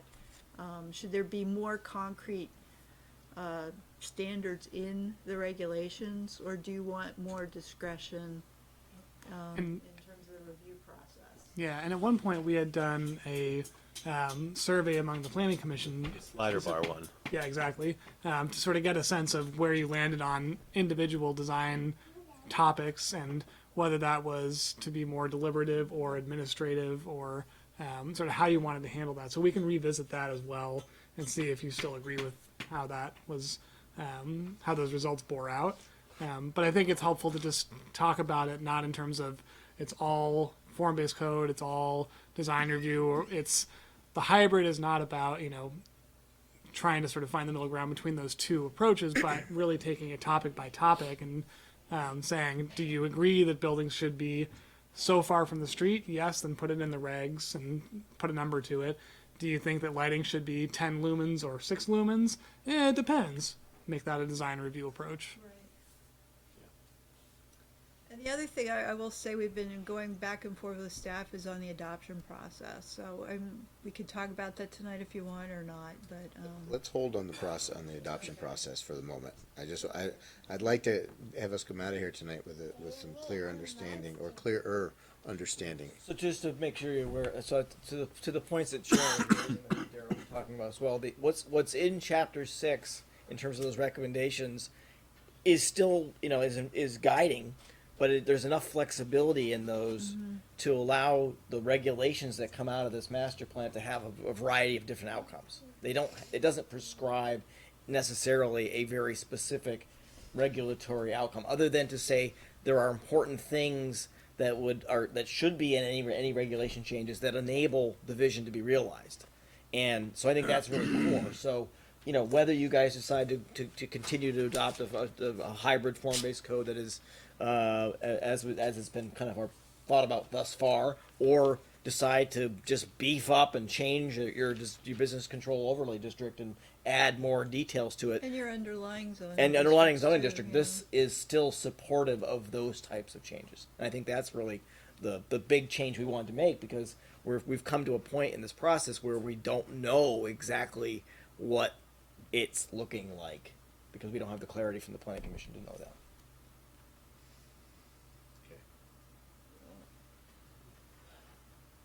Ned, you've been quiet. We've allowed you to be quiet. Yeah, I know. I Grinning about took that. took some strong medications to get through this. And you didn't share. I'm just going to take a few minutes. All right. Yep. First off, I went through the first part. I admit I didn't really belabor the design guide, and I think it's miles above better where we started. And I think, I'm going to say you've done a really good job of listening to us. It's a difficult document. I think that for the layperson who doesn't have any kind of feel for what's happening and all, it's still going to be difficult to sell, but I think that's going to be our job. The timing, and I'll pick up sort of where Columbo or whatever his name is got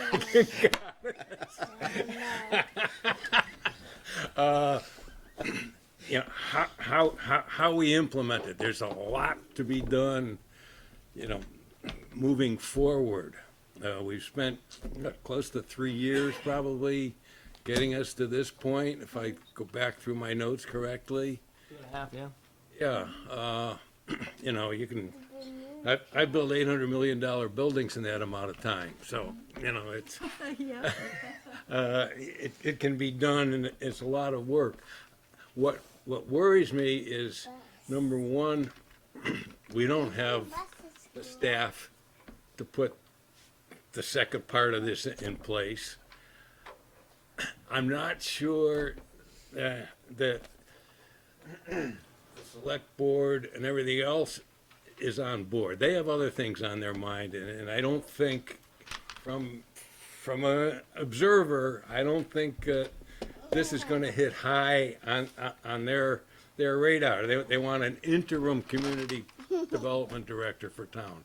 I think that's what they went out for. You know, we've got a lot of work to do here, and I'm just questioning whether they have the commitment to back us up. We've invested a lot of time, a lot of effort, and I don't think I'm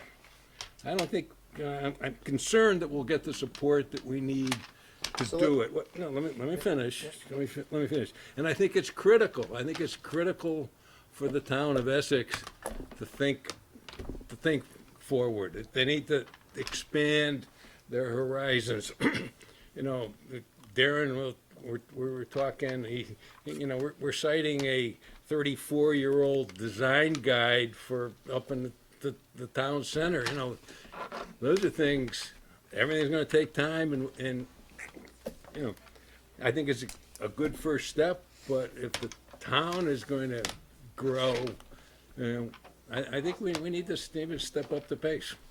So, okay, we'll work on, I mean, we know that we have to work on the deployment and so forth. But Yeah. if you mentioned that you're concerned about acceptance, or by the select board and so forth. Yeah. What, I'm not the select board so much as the public. I think that, I think Okay. the sales job is going to be to the So- public who has to accept so- it and vote it. with that, do you feel that this document, as we've been trying to tweak it, which I think it's been a dual concept of having enough technical meat to meet the needs of the regulatory review process and changes and be able to stand up in court, but also to be accessible enough to the layperson, to anybody. We've been trying to work that balance. So do you feel that we're on the right path with that? Well, definitely. Okay, so Definitely. that's I like think a- this is what we've got now. This January 2020 draft is good to take. I think this is something we can take and start to fill into pieces. Okay. Just an observation, if I could. I mean, I think. Thank you, Ned. I appreciate that. But I think to the how you roll it out kind of conversation, right? There is a process that you kind of have to go through to let people know beyond what this document says, but the sort of the why. You know, as you point, it's 35 years old in regulations. There's changes that have been happening. There's pressures to add new things to the ETC that may not don't align with the master plan, for example. And that's, this is something you can endorse the master plan. And even if the regulations take longer to kind of get to, that's a step in the direction of putting a marker down that says, even in your deliberation tonight, for example, if this had been adopted already, the master plan, without even changing any of your regulations, you could go to this and say that conversation about that pocket park or that corner park, you've got something to hang a hat on in this, which would have been helpful in the conversations with the development community. So my perspective would be, get through the process of getting the master plan adopted. The concerns you raise are concerns that actually we have too, quite frankly, about the capacity, the discussions about what's going on in this broader community. There's legitimate things that need to be thought about. But the fact remains, I think, is that the master plan as it stands, with some tweaks and adjustments as we're talking about, is a marker down on the ground that says, the intention of the ETC is different going forward. So we want to make sure that that's clear to the public, and that will give the time for the regulations can go through a process. We'll go through a process. There will be conversations. There'll be tweaks and adjustments, and all that stuff will happen. But this is the thing you put down on the ground to say, you put a flag down and say, this is where we're headed. And you heard from the public tonight on the application that you heard fairly clearly what the design preference was, and I think that's fairly well captured in the document. So, is the historic overlay district gone once we approve this? Because I can't see them both being in place at the same time. So that's a question we wanted to bring to you guys about how to handle that, and to look at the business design control district. I'm going to pull the map up behind you, John. The only areas that the master plan would not cover is the section between the village line and Vermont 289. So not much is current. I mean, the northwest side of 15 is zoned agricultural residential. So the business design control overlay on top of that. There's not much that we expect to happen there, and anything that does happen there would be limited in what it would look like from a commercial or even a highly residential build out. The southeast side, so creeks, what are we calling it now? Creekside, streamside? Well, after Sunday, everything will be creekside. So. The Dusovic development here on the Coldboard property is built out. And the Lang farm already has, and I'll try to take the transparency down a little bit. This is the business one. The one I'm talking about the historic one, which So only, The 1986 yeah. historic. So that's the one that's super old. That's Susie Wilson Fort. or the fort part, right, and the historic center. Yep. So the fort part would, Somehow they're tied together so that everything in between got affected. so the fort, I think that the 1986 document still stands, and particularly with regard to the fort, that hasn't changed. No planning study has said that that should change. And as Sharon Murray said, the Essex Center portion of that would essentially be taken into, it's already in the master plan document and would be cooked into the new zoning regulations, and it's already pretty much there. That would be limited to the historic center district that the master plan proposes, and it's very clear this is the historic center, this is where we're going to enforce that traditional New England vernacular. I think that's just to make sure there's real clarity. The again, this is in the split of the document going from the neighborhoods described in the master plan to the districts. One outcome of this process, regardless of how you guys want to approach the regulatory process, ultimately, there will be probably some rezoning to align those things so that there's clarity as to where these neighborhoods exist in zoning.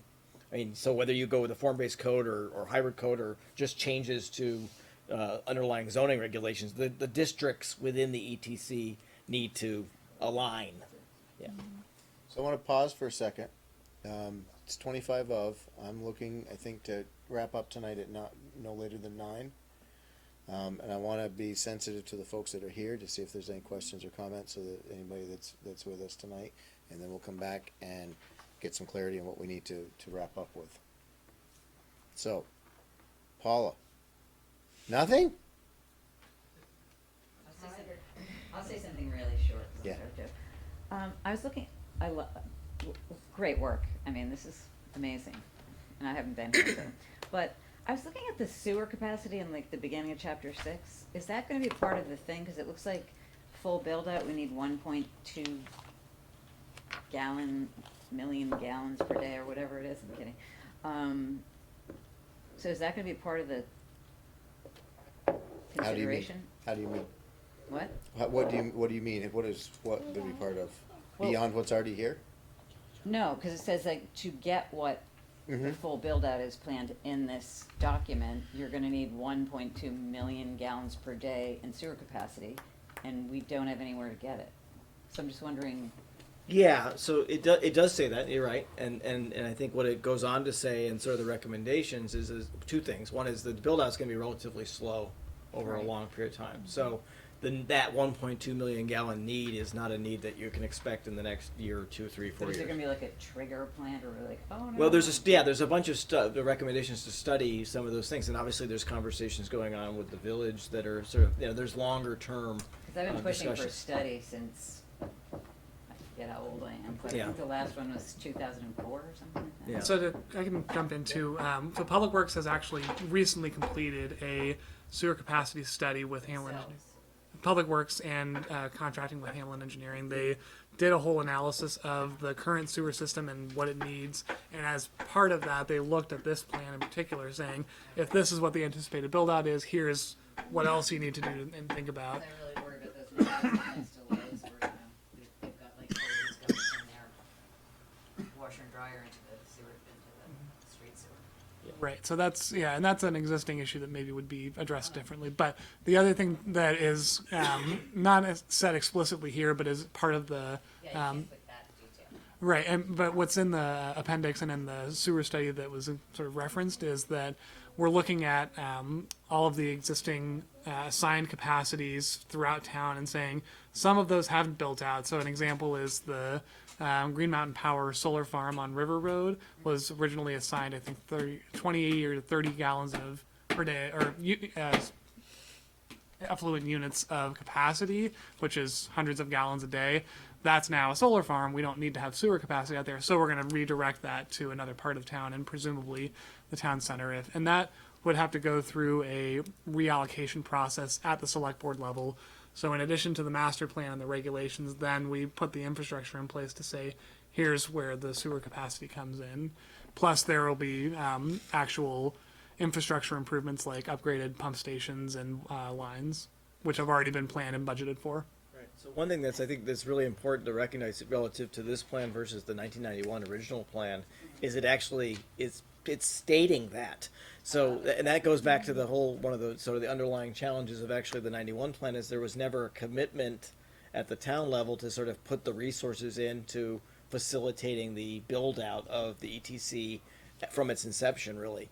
So I think that, again, this doesn't commit the town to any particular sewer strategy, but it does sort of paint the picture and it puts the town on, not just on notice, but sort of planning for the need in the ETC in the long term. So the study that Darren was referencing, I think, again, is really informative to the town so that as the years go on, you can start to put into your capital improvement plans the things that need to happen so that you're anticipating this need, you're not sort of just reacting to it later, which I think is a really good outcome of this project. Right, right. Ned, hang on a second. Ned, Yeah, Public Works does say in this report that, they have enough water to serve whatever we build. They can't deliver it. Talk about sewer. Water, Yeah, water, they have the water, they just have to figure out how to deliver it.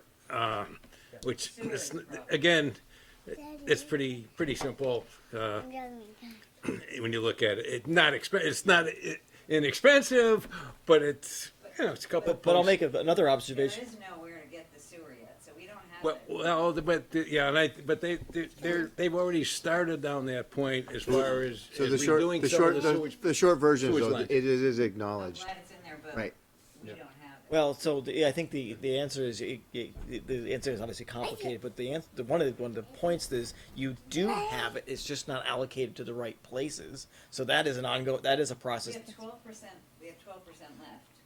And if we do full build out, we're gonna have to buy sewer from somewhere. So no, just let me clarify that. So right as Darren was, there's a lot of sewer that's been allocated that is never going to be used. Right. And the Public Works has been doing an analysis of this underutilized allocated sewer capacity.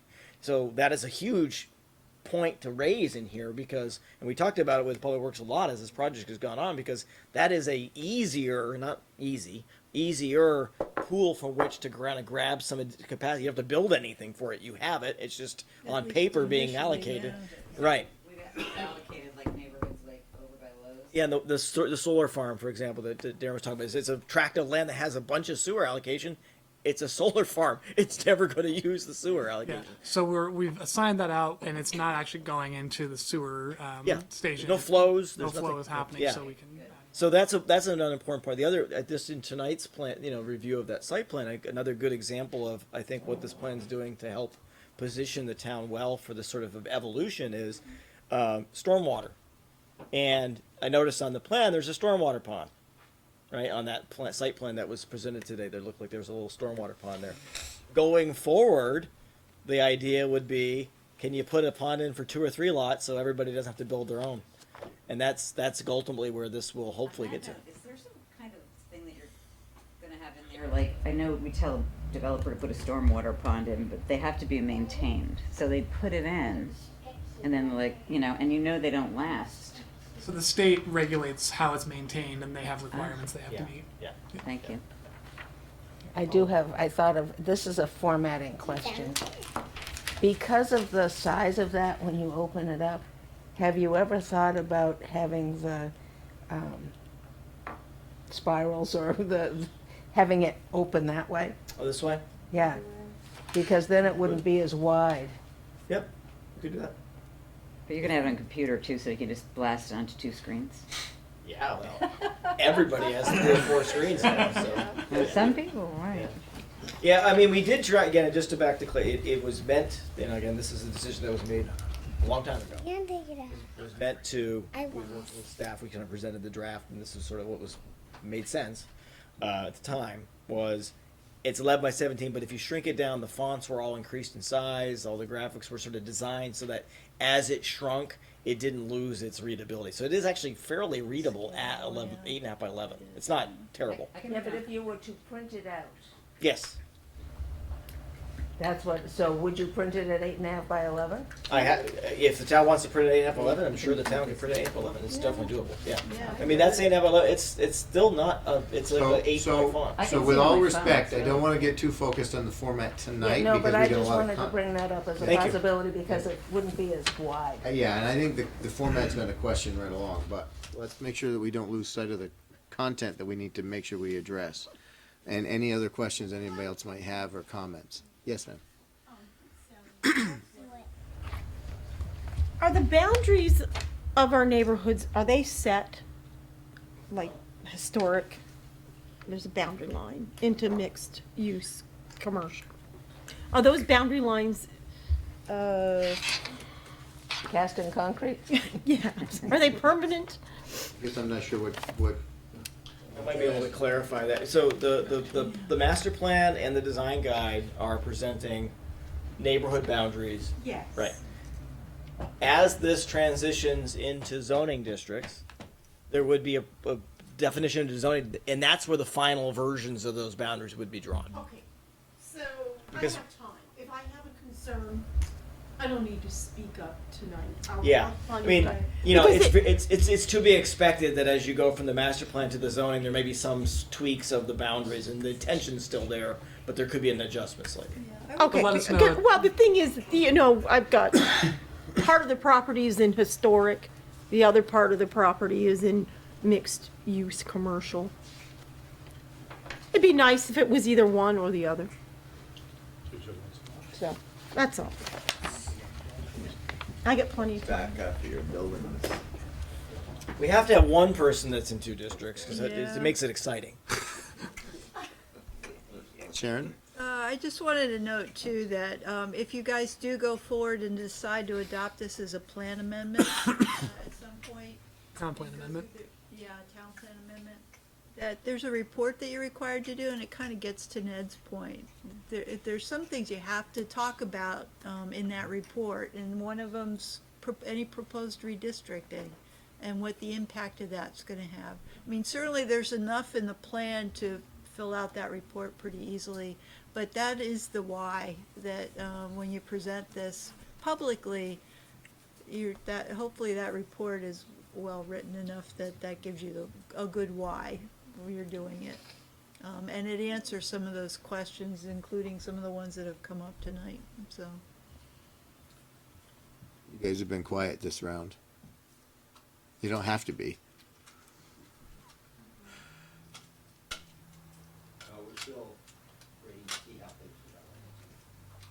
Jim, did you have anything you wanted to add? So, back here, what do you guys need from us? Here's just a recommendation, because I think we're pretty darn close. I hope we're pretty darn close. So my suggestion to the commission would be to let us work with staff to get to what we think is the final version. I think we've all heard the planning commission's conversations. I think we've got a good sense of what the changes are. I mean, we could keep editing this literally forever because there's a lot in here. But I'd like to get to a point where we feel like it does capture what we've all been doing for a long time now. And I think my suggestion would be let us work with staff, let us make sure staff has got a good sense of where this is going, and then with that, I think it could go into the process of getting adopted. John, Josh, I'm gonna look to you guys specifically, because we charged you with doing a review. Would you be comfortable at this stage with the changes that we've seen? Do you wanna have some visibility in that with staff, that do have a checkpoint? I mean, we all can participate, I'm not trying to say no, but I'm happy letting them work with staff. We've gotten it boiled down to just a few things at this point, I think. And if Done. major questions come up, we know where to find you. Well, I think what we need to do as a commission, and you alluded to it earlier with the talk of the survey a while ago, is we do need to get some clarity and finality around, maybe not the exact terms, but form-based hybrid design, so we can give you that clarity. Do we need that for the master plan? We don't need that for the Oh. master No. plan. Then- Because I think I would- chapter 6 gives us a lot of options to do I would that. avoid the term That's why form-based we don't, code. maybe not the and- terms, but we had talked I about would that. say, and it's not even necessary for us as consultants, because I have a feeling our contractual obligations are ending with this, but we were originally hired to also write the regulations. And so I would say that once you figure out how you want to go forward with staff, to let them know in terms of your schedule, where you see that fitting in. We have some very incomplete drafts that we started working on based on, actually, the criterion here haven't changed that No. much. So there's stuff that I certainly can pass on to staff that we already worked on, but it is incomplete at this point, and so we'll just hold off and wait till you all decide. I think, I mean, we went down that path before, and I think our decision to do the plan separate from the regulations gives us a greater chance of success, even if it takes a longer time to get there. I think trying to do everything at once, we would not get. Right. Yeah, I agree, yeah. So, is everybody comfortable with taking the approach of letting them work with staff at this point after this level of discussion? Time frame to do that? What do you feel? I think this is relatively minor, so hopefully. So we- Monday? If that's your Give them a thing, weekend at least. You know me. I can be a hard butt boss, so I can definitely work that out. No. You were working over the I holidays. was working I over the know holidays that, for yeah. sure. But I think if we could work with staff in a couple weeks' time, I think we could get that wrapped up. Yeah, and in terms of meeting warnings, we'd be looking at February. First meeting in February. So, if we. So have- let's not lock it down right now. Yeah, Very but good. February. The idea is that we can do this within a number of weeks and not months. Yes. So work absolutely. with staff to come up with the final, Yep. work with staff, then staff put it on the agenda as soon as possible. And we go from that point forward. And if we need major questions, fire them out to the group. And if we feel need to have it, put it in front of us in front of a meeting, we keep our ETC next placeholder, and we can also bring it up in feedback at that point. Two quick, want to cover some major points to avoid the back and forth. Chapter 1 and the background that Mark alluded to, are you comfortable with the volume of what that looks like right now, and keeping it basically as is? Commission? I won't change my comments that they already have, and if you can figure out how to squeeze a little bit, I think there's still a little room for it, but I'm comfortable with the notion that there's a point where there's too much, and I'll leave that up to you guys to work out. And then at this point that this is clean and ready, you want to adopt that as a commission, send that to the select board for adoption. And do you want to talk about other steps in the adoption process tonight, or we want to save that for another meeting? Okay. Not tonight. No, I don't think let's get this piece nailed down, and then see what our options are and what other constraints there are. And go from there. That's good. Because I think we'd also said that once we adopted it, we would start looking at the regulations. So I think once we decide to adopt it as a commission, we can start working on the regulations, even if it hasn't been adopted as a whole. So we won't lose necessarily the time. We can keep things moving along those fronts. Everybody feeling comfortable with this at this point? John? Yes, sir. John? Josh? Ed? Okay. I don't think this rises to the level of a formal motion, but I think you've got a straw poll, the commission. Thank you very much. Thank you. This has been one hell of a journey. And each time it gets a little bit better. And we didn't even include a Cracker Barrel district. We should. The moment has passed. Yeah, we're a building. Well, you're gonna stick one of those rocking chairs in one of the graphics, and he's gonna see if he can find it. Where's Yeah, the right. rocking chair? It's like, where's Waldo? Where's Waldo's rocking chair? Where's Bruce? Where's Dustin? You laugh, but we have one of those rocking chairs at home. We actually talked about putting a Cracker Barrel in the design report. You should have. All right, too late. we have minutes from December 12th. Can I get a motion for them? I move we approve the minutes, December 12th. Moved by Ned, seconded by John. Instead of going through page by page, does anyone have changes they want to introduce to the minutes? Hearing none. All those in favor? Aye. Opposed? Motion carries 5-0. You, any other business? Yes. Sorry, Ned, you want to go? Oh, okay, John and I and Diane went to a little, overview of Chittenden County housing issues today. Senate hearing. And you can tell it's an election year because of the other people who showed up and everything. But it was very good. I copied the latest from the County Planning Commission, and maybe I'll put together my thoughts. I got a whole bunch of thoughts, and I won't do it tonight, but maybe for the next meeting we can talk a little more about, because there were some good ideas coming out of what various people had to offer today. Okay. And I think So we all let's agree that, so Put that on, put it on the agenda for whenever. next meeting. Yep. Sorry. No, it's great. Happened today. Okay, so I have an application in the door, 71 Center Road, where, corner of Sunset and Route 15. It used Sunset to Studio. Sunset Studio, well, Sunset Drive. And it used to be a daycare. Then it left and came to be the Essex Park and Rec. I've got another daycare coming back in. The regulations require both ZBA and PC. I wanted to see if you guys wanted it to run through you again, since it's already been massaged. The use has already been, It's already been, yeah, for a few years, it was a daycare. So you don't need to see it. Okay. And also, just to let you, give you that the McDonald's, many moons ago, we were talking about the sandwich board, the menu signs that were internally lit, and I think we actually talked about that when Starbucks was coming into play and all that. They have since, made their lighting conforming, so they've got some gooseneck lighting on the menu signboards. Probably something we're gonna put on our future list of zoning regs, how we wanna amend it, if we wanna amend it.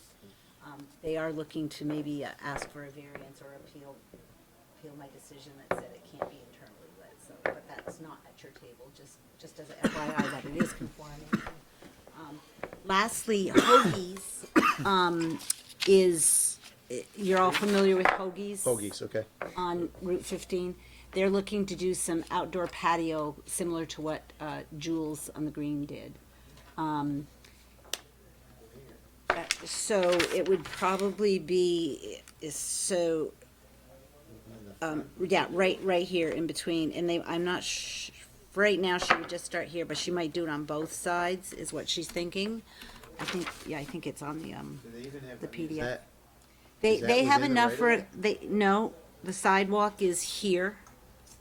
So, the tables would probably come up to where the sign is, which gives them, are you thinking, so it's a patio, you don't need a building permit for a patio, but it would be more tables, so we would have, an AOT would have to weigh in on the use being in the front. So I guess I will make them just by your facial expressions. Lighting out there at night? Excuse me, it would only be Little gas heaters, all kinds of cool stuff. daytime Umbrellas. lighting, warmed, weathered months. So, my concern is that you've got a large, pedestrian or whatever presence immediately adjacent to a major throughway. Jules on the Green is not a similar comparison because it's off from the side street, not off from 15. Well, Jules is right on 15. We made them put in some boulders. But, I mean, it's certainly, if she wants to entertain an application. AOT has to weigh in on it? Well, they should, yes, because it's added use to what's already there, so. And it's off the public right of way, correct? It's off the public right of way. Inside the sidewalk. It's inside the sidewalk, yes. But nonetheless, it is an amendment. I would have Public Works review because they'd be hit with a water and sewer fee for additional tables, number of seats. So I just feel like I have my answer. You don't need to say more. It'll probably come through to you as a consent agenda item. I think that would be fine. I mean, that sounds like my own reaction is my own reaction, but I think it's probably appropriate to come in as a consent. Yeah. With the state, All right, with everything. Yep, that's all I have. We are hopefully inviting the village Oh yeah, forget about that. to join us on, They have been invited and we have 4 responses of yes. okay. So, that would be January good. 23rd. Where do I sit? You have a name tag here, sorry. We'll put you in the hot seat in the middle. Okay, I'll have 2 chairs.